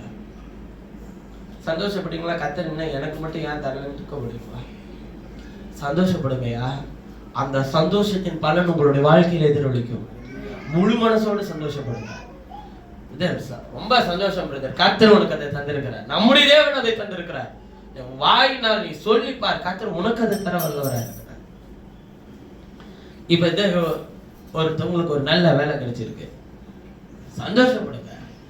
நல்ல ஒரு இடம், நல்ல ஒரு உயர்வை கத்தை தந்திருக்கிறார், சந்தோஷப்படுங்க. அடுத்த இப்ப ஒரு உயர்வு போயிட்டேன், நான் எப்ப போறது? உனக்கு ஒரு நாளை வச்சிருப்ப, நான் இதுலயே தான் இருக்கணுமா? அதுதான் கர்த்தர் உனக்கு கொடுத்திருக்கிற ஆசீர்வாதம். நீ என்ன நினைச்சிட்ட, உன் கையில இருக்கிறது ஒண்ணுதான் நினைச்சிட்டு இருக்கிற, அந்த ஒண்ணை தேடி கண்டுபிடிச்சு அதுல உயர்வுக்கு நேரா போ. உன்னுடைய பிரயாசத்தை முழுசும் கொட்டு, அதற்கான பலனை கர்த்தர் தந்து உன்னை ஆசீர்வதித்து நடத்துவார். எல்லாம் இருக்கிறதுல செய்யறது பிரச்சனை இல்லையா, இல்லாததுல இருந்து செஞ்சு பாரு. அப்பதான் கர்த்தர் உன்னோடு கூட இருந்து நடத்துற உனக்கு பாதை தெரியும், கர்த்தரை மகிமைப்படுத்திட்டே இருக்க முடியும். எனக்கு ஒரு திராட்சை பழம் இருக்கு, அந்த கல்யாண விருந்துல திராட்சை பழம் இருக்கு, அது செய்யறதுக்கான ஆளு தான் இல்ல அப்படின்னாக்க ஏதோ இருக்கிற ஆள்லாம் போய் சேர்ந்து செஞ்சிடலாம். திராட்சை பழமும் இல்ல, ஆளு இல்லைன்னா என்ன பண்ணுவேன்? யார்கிட்ட தான் வரணும்? உன்னுடைய ஒவ்வொரு பிரச்சனைகளும் அப்படிதான் அணுகணும். இதெல்லாம் எந்த வழியிலும் முடியாது. நீர் மாத்திரம் தான் ஆண்டவரே, உம்மாலே மாத்திரம் தான் ஆண்டவரே அதை செய்ய முடியும். நீர் மாத்திரமே அதை செய்து முடிக்க முடியும். என்பதை நான் முழு இதயத்தோடு விசுவாசிக்கிறேன். அது என்னவானாலும் சரி ஆண்டவரே, நீர் உம்முடைய கரத்தை நீட்டி அதை செய்து முடித்து எனக்கு தார், நான் சந்தோஷமா அதை ஏற்றுக்கொள்கிறேன். நம்ம எப்ப ஆண்டவர்கிட்ட கதறுவோம்னு கேட்டீங்கன்னா, நம்மளால முடியறதெல்லாம் முடிச்சிட்டு அதுக்கப்புறம் பேலன்ஸ் இருக்கிறத மட்டும் என்னால முடியலப்பா, மீதியை நீங்க சொல்லுங்க, ஏதாச்சும் செய்யுங்க, அப்படி இல்லை. இருக்கும் போது இல்ல போது எல்லா டைம்லயும் ஒரே மாதிரி தான், என்னால எதுவும் முடியாது, நீர் எனக்கு எல்லாவற்றையும் செய்து தார். ஏன்னா நம்முடைய ஆத்மாவை கண்டுபிடிச்ச ஆண்டவருக்கு என்ன தேவை என்பதையும் அவர் என்ன பண்ணியிருக்கிறாருங்க, அறிந்து வைத்திருக்கிறார். ஆத்மா மீட்டெடுக்கிறதை காட்டிலும் ஒரு விலையேற பெற்ற ஒரு காரியத்தை இந்த உலகத்தில் எந்த மனுஷனாலும் உனக்கு செய்ய முடியாது. அதை மீட்டெடுத்து அதுக்கு ஜீவனை தந்து, பலத்தை தந்து, சுகத்தை தந்து, ஆரோக்கியத்தை தந்து உன்னை வழி நடத்துகிறார் என்றால் கர்த்தர் நல்லவர். அவர்களுடைய வாழ்க்கையை செழிப்பாக்குவார். அவர் உங்க வாழ்க்கையை ஒன்று நல்லா வச்சிருப்பார். சொல்லுங்க, கர்த்தர் என்ன நல்லா தான் வச்சிருக்கிறாருன்னு சொல்லுங்க. பாக்குற எல்லாத்தையும், என்ன நீங்க இப்படியே இருக்கிறீங்க, எப்படி இருக்கிற, நல்லா இருக்கிறாங்க, கர்த்தர் நல்லா வச்சிருக்காரு சொல்லுங்க. என்ன கர்த்தர் வச்சிருக்கிறாருன்னு சொன்னீங்க, ஒண்ணும் இல்லையா, உனக்கு தெரியாது, ஏன் என்னை நல்லா வச்சிருக்கிற சொல்லுங்க. அதை யார் பாக்குறா தெரியுமா? நீங்க சொல்ற அந்த வார்த்தை ஒருத்தருக்கு பிடிக்கும், இன்னொருத்தருக்கு பிடிக்காது. யார் பாக்குறாருன்னா உங்களுக்குள்ள இருக்கிறவருக்கு அது பிடிக்கும். நீங்க சொல்லும் போது உங்கள்ட்ட அனுப்பி உங்களை சோர்வுக்குள்ள ஆக்கணும்னு நினைச்சா பாருங்க ஒருத்தவன், அவன் தான் உங்களை அனுப்பிப்பான். அவனுக்கு அது பிடிக்காது. முடியலன்னு சொல்ல மாட்டேங்கிறானே, வாய் திறந்து. எவ்வளவு வலி இருக்கவன் சரீரத்துல, சொல்ல மாட்டேங்கிறானே. ஓட்டையா சொல்லணும். என் வழிகள், என்னுடைய சரீரத்தில் இருக்கிற ஒவ்வொரு காரியத்தையும் தேவன் அறிவார். என்னுடைய ஒவ்வொரு அவயங்களையும் தேவன் தொட்டு பரிசுத்தமாக்கி இருக்கிறார்.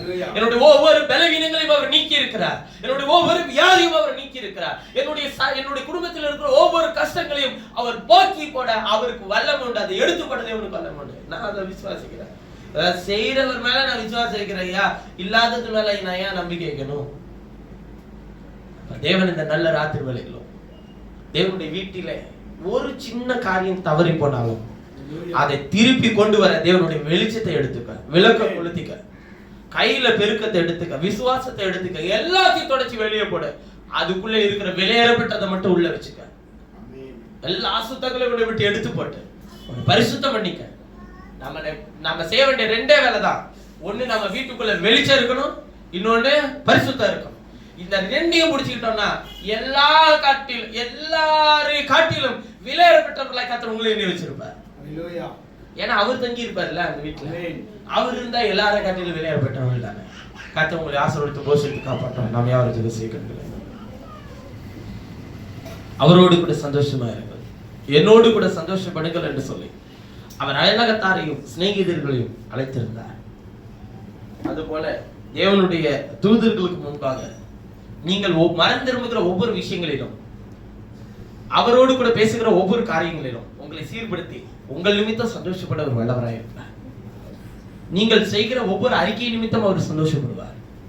நீங்கள் செய்கிற ஒவ்வொரு கிரியைகள் நிமித்தம், நீங்கள் சொல்லுகிற ஒவ்வொரு விசுவாச அறிக்கைகள் நிமித்தம் அவர் சந்தோஷப்பட வல்லவராய் இருக்கிறார். இந்த நல்ல காலை நேரத்தில் கர்த்தர் உங்களோடு கூட இருந்து உங்களை நடத்தும்படிக்காக நான் ஜெபிக்கிறேன். இயேசுவே, என்னோடு கூட பேசினதற்காக நன்றி. என்னை மனமாற செய்ததற்காக நன்றி. கர்த்தாவே, உம்மோடு கூட சந்தோஷமடைய செய்ய எனக்கு உதவி செய்யுங்க. கர்த்தர் இதை தந்தார், கர்த்தர் இதை கொடுத்தார், கர்த்தர் இதை தந்திருக்கிறார் என்று உம்மோடு கூட நான் சந்தோஷப்பட எனக்கு உதவி செய்யும். எனக்கு நான் இவர்களை சந்தோஷப்படுத்தணும்னு எனக்கு விருப்பம் இல்லையா, என்னோடு இருக்கிறவர்களை சந்தோஷப்படுத்த முடியலையா என்றெல்லாம் நான் நினைக்காமல் கர்த்தர் எனக்கு தந்தார் என்று சொல்லி உம்மோடு கூட நான் சந்தோஷமா இருக்க எனக்கு உதவி செய்யும்.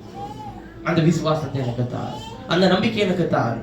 அந்த ஏமாற்றத்துக்கு பிறகு யாக்கோபு உம்மோடு சந்தோஷமா இருந்தானே, அந்த ஏமாற்றத்துக்கு பிறகு ஈசாக்கு உம்மோடு சந்தோஷமா இருந்தானே, அந்த இயலாமைக்கு பிறகு ஆபிரகாம் உம்மோடு சந்தோஷமா இருந்தானே, அந்த சந்தோஷத்தை நாங்கள் பெற்றுக்கொள்ள உதவி செய்யும். உம்மோடு கூட இருக்கிற அந்த சந்தோஷத்தை எங்களுக்கு பெற்றுக்கொள்ள உதவி செய்யுங்க தாவே. எங்களுக்கு ஒன்றுமில்லை என்று நாங்கள் சொல்லாமல் எல்லாவற்றையும் உடையவர்களாக எங்களை மாற்றும். கனப்படுத்துங்க தாவே. உங்களுடைய பிள்ளைகளாகி எங்கள் முகங்களை வெக்கமடைய செய்யாதபடிக்கு எங்களை கனப்படுத்தும், தைரியப்படுத்தும், ஆசீர்வதி உயர்த்தும். எல்லா கனத்துதிமையும் நீர் எடுத்துக்கொள்ளும். மீட்பெரும் ரட்சகருமாகிய இயேசுவின் நாமத்தில் ஜெபிக்கிறேன் ஜீவனுள்ள நல்ல பிதாவே, ஆமென். என் ஆத்மாவே என் முழுமையாருடைய பரிசுத்த நாமத்தை சொல்லும். என் ஆத்மாவே கர்த்தர் செய்த சகல உபகாரங்களையும் மறவாதே. ஆமென். Praise the Lord.